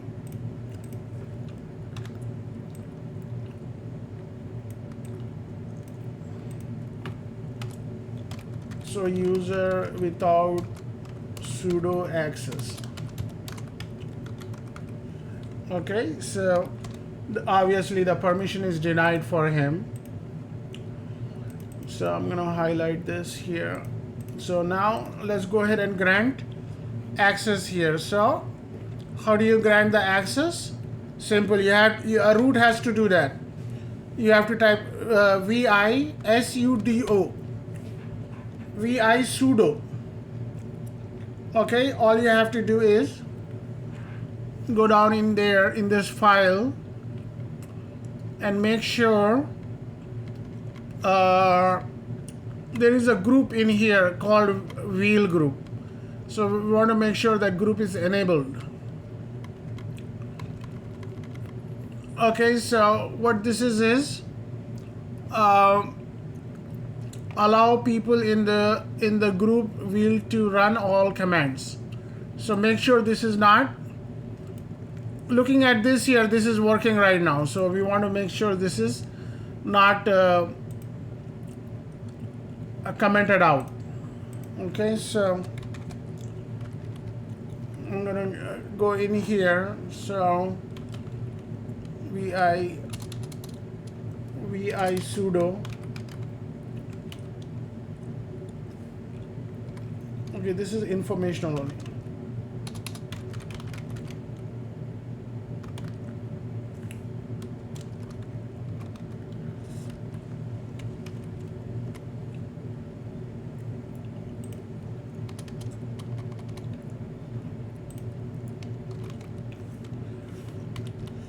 So you go in sudo version, make sure that this is not blocked here. Okay, that's all we're doing in this file. So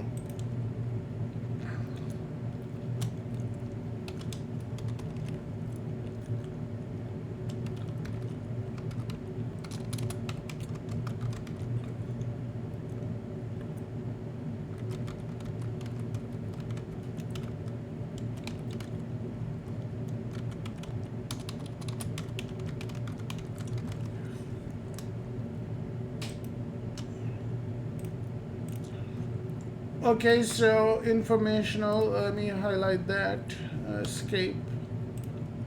So the next thing we're gonna do is grant sudo access, right? So grant access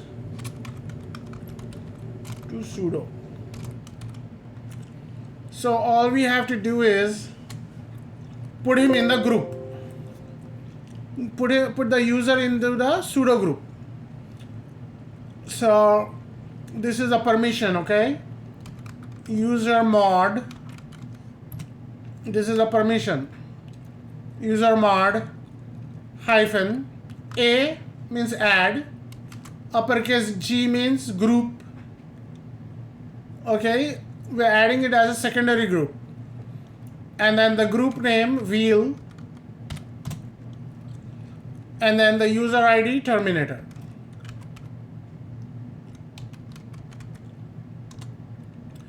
If I do ID terminator, now you could see,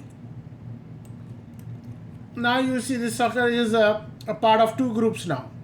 This is his primary group and is showing which groups he belongs to. He belongs to his own primary group as well as the wheel group, which is this one here.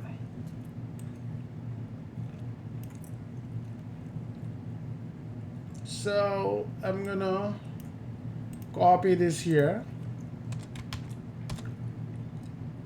I'm gonna get rid of this information. So he's a part of a wheel group now. And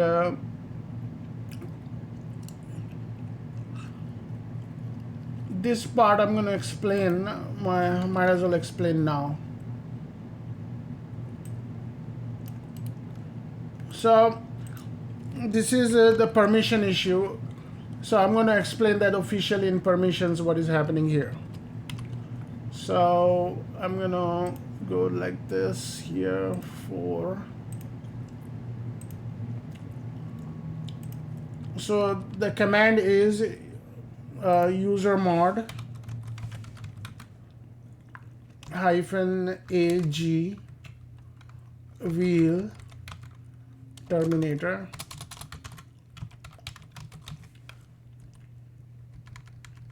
So the user mod is the command to change the user. So A is adding to group, okay? A means add, -a is add, and G, uppercase G means secondary group, okay? If it's a lowercase g, then it will automatically put him as a primary group. So it will bump this away and make him the primary group as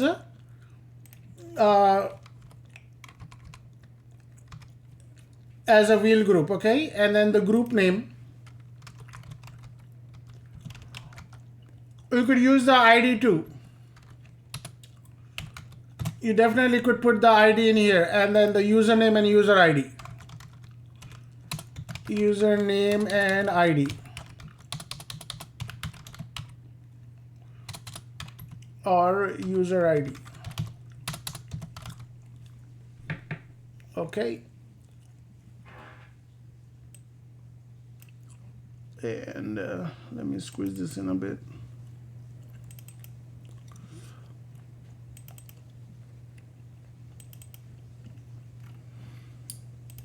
So I'm going to save this here in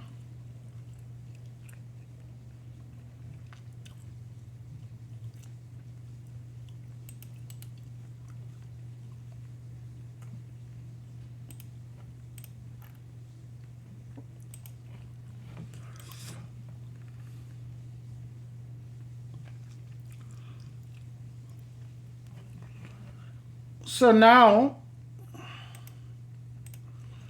let's see, Terminator has rights here. So I'm going to say yum install Firefox and hit enter. He's getting the same message here. What he has to do is he has to type sudo.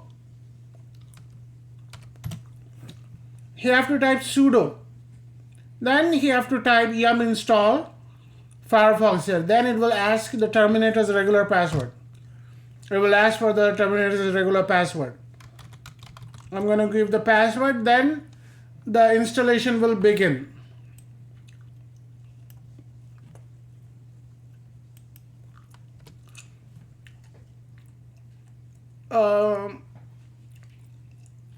Sudo, he's not in the group.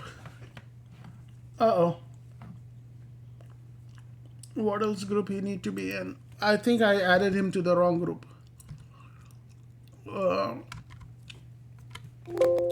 VIETC group. And is there a group named sudo in here?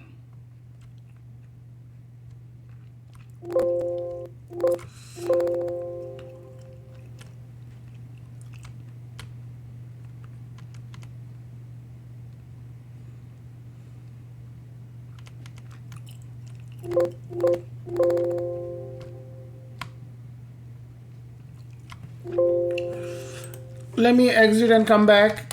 Maybe it will work. Terminator and password, and I'm going to run the previous command, and now is asking for the Terminator password. I'm going to give that to him.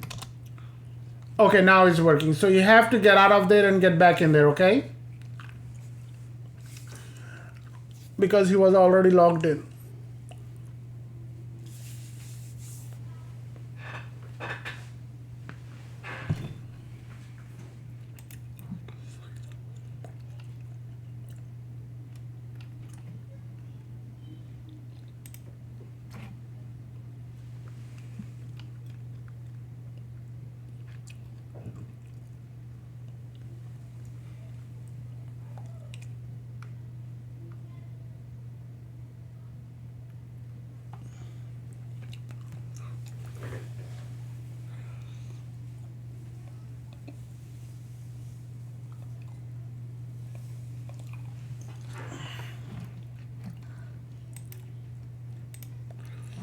So he's able to successfully do that.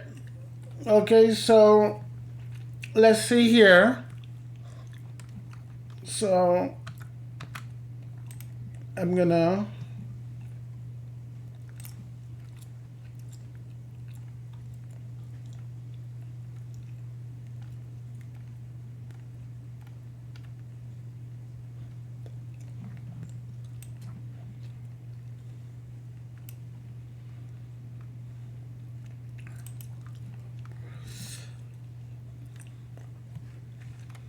so what else I'll do is run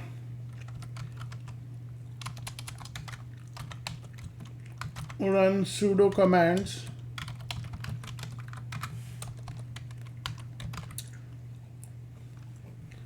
and he is successfully able to download it, right?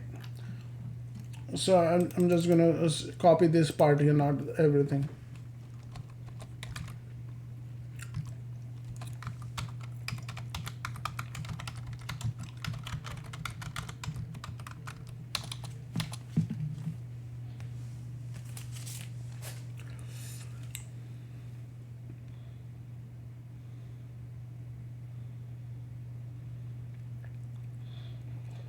And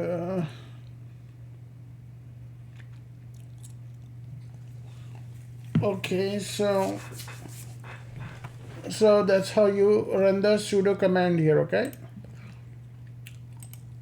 so successfully completed and it installed the application here. Now here's another shocker. So let me clear this. Now here's the thing here. Some users, they could become root. So if I type sudo su hyphen switch user to root, okay? Now I'm gonna hit enter. There you go. The user was terminator and he has become root. Okay, so you got to be careful who gets the wheel group access. Anybody who is in the wheel group access have a root access.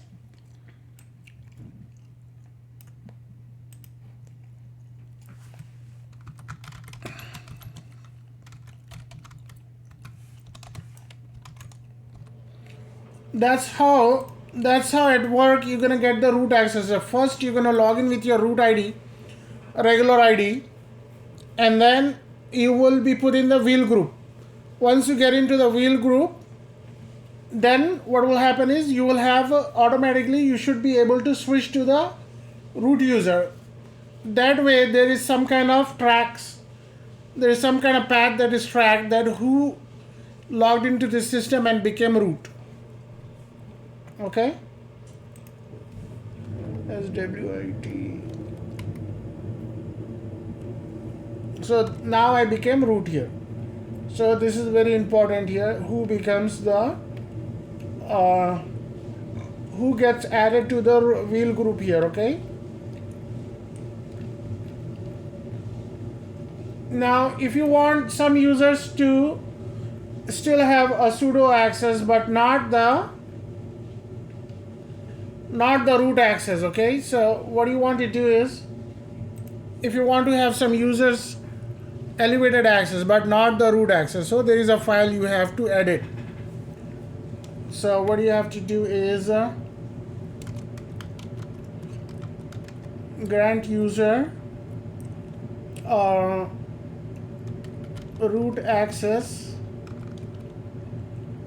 grant user sudo access,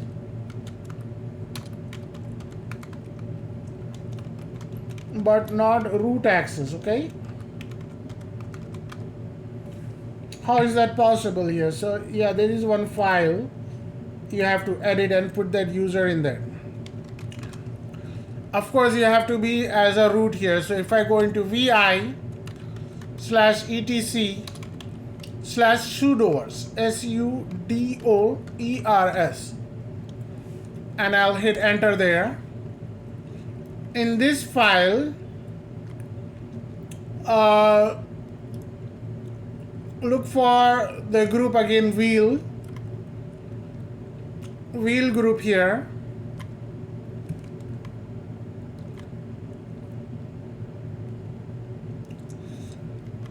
Allow root to run any command anywhere. See, allow people in the group wheel to run all commands here. So what I'm gonna do here is over here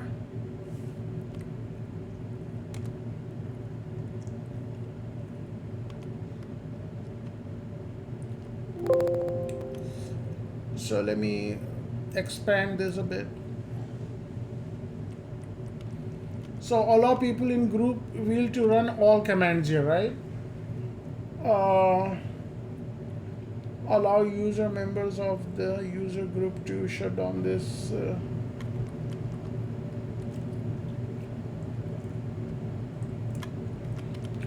Here, what I'm gonna do is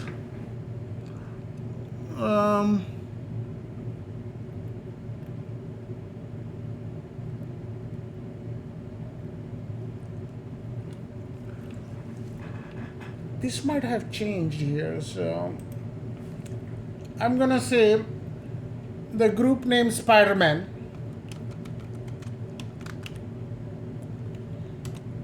Okay, and then copy the rest here. All.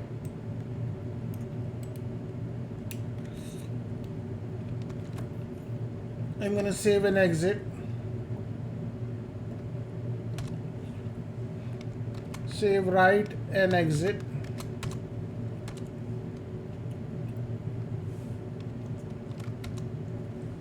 Now, what is going to happen is, if I do ID Spider-Man, so he's not part of wheel group here, right? So let's see here if we could go into duplicate session and go into Spider-Man, Red Hat. And let me see if we could switch to user. Sudo su hyphen.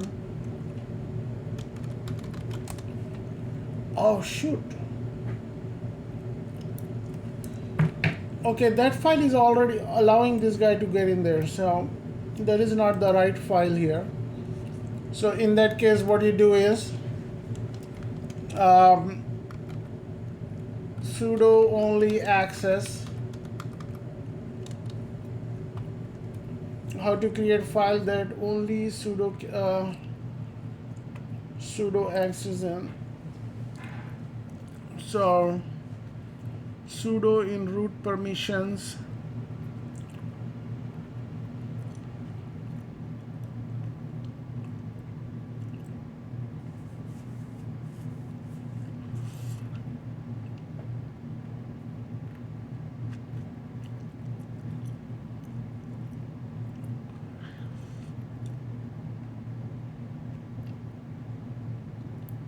And he is going in there. Which file he went into? Sudo file, right?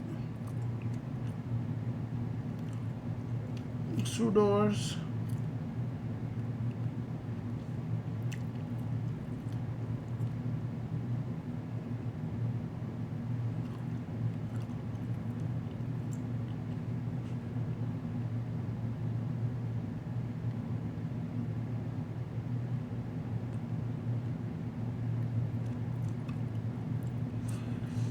Sudo group line breakdown like this, all.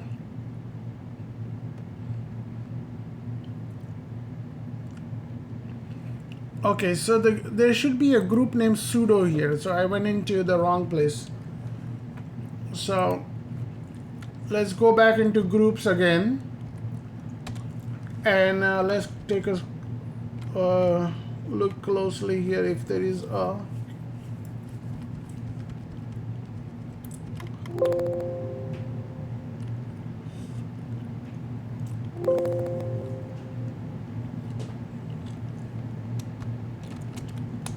sudo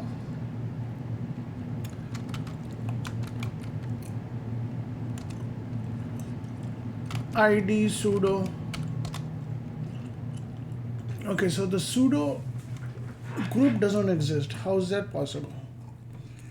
So the document here is saying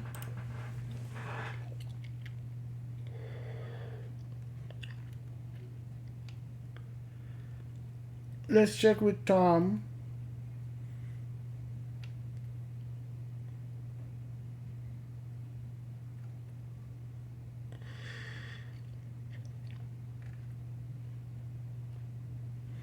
Okay, yeah, restricted group sudo access. Okay, this is what I was going to look at.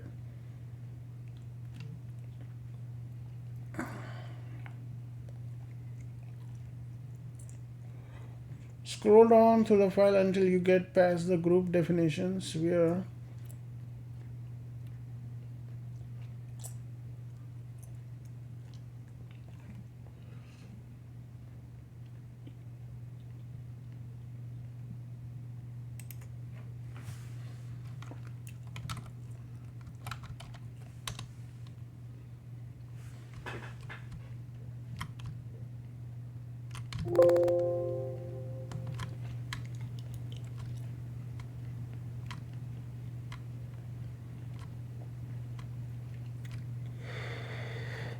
okay, so essentially it put him in the wheel group here manually. I'm going to remove it. This I'm not doing this every day. Usually this is a manager from IAM, Identity and Access Management. Okay, that's, I mean, in my team everybody has a root access, full root access. But if you are going to be in a big environment like Google, Facebook, or whatever, this will come in handy. So the Harry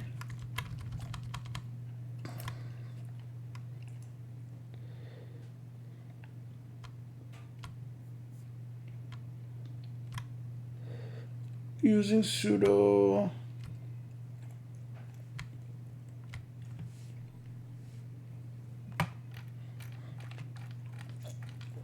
this is on a different Linux though. Let me just Google this here. Limit user to execute selective commands. Limiting root access with sudo.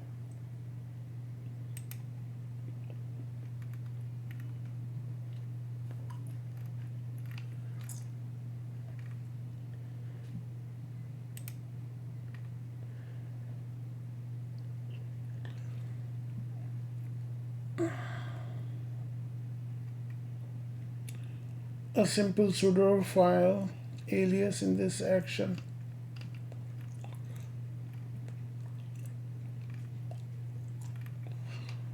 Okay, we are out of time.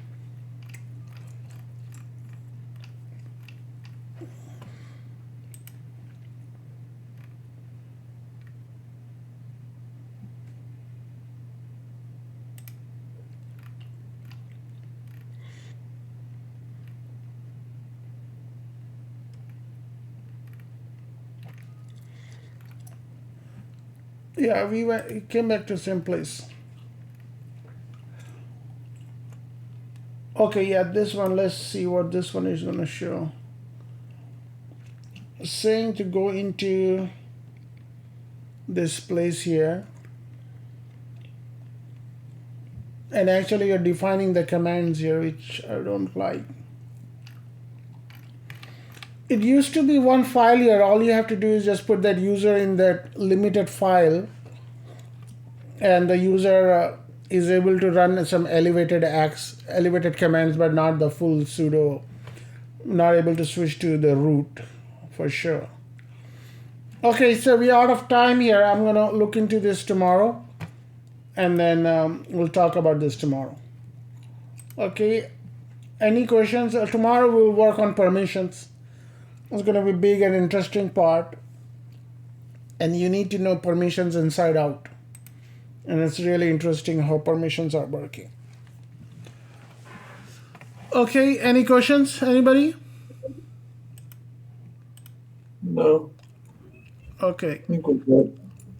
Yeah, so I'm gonna shut down now, and then we'll pick it up where we left off tomorrow. Will there be a recording? Will this be recorded? Yeah, it's recorded, so I'm gonna upload it soon.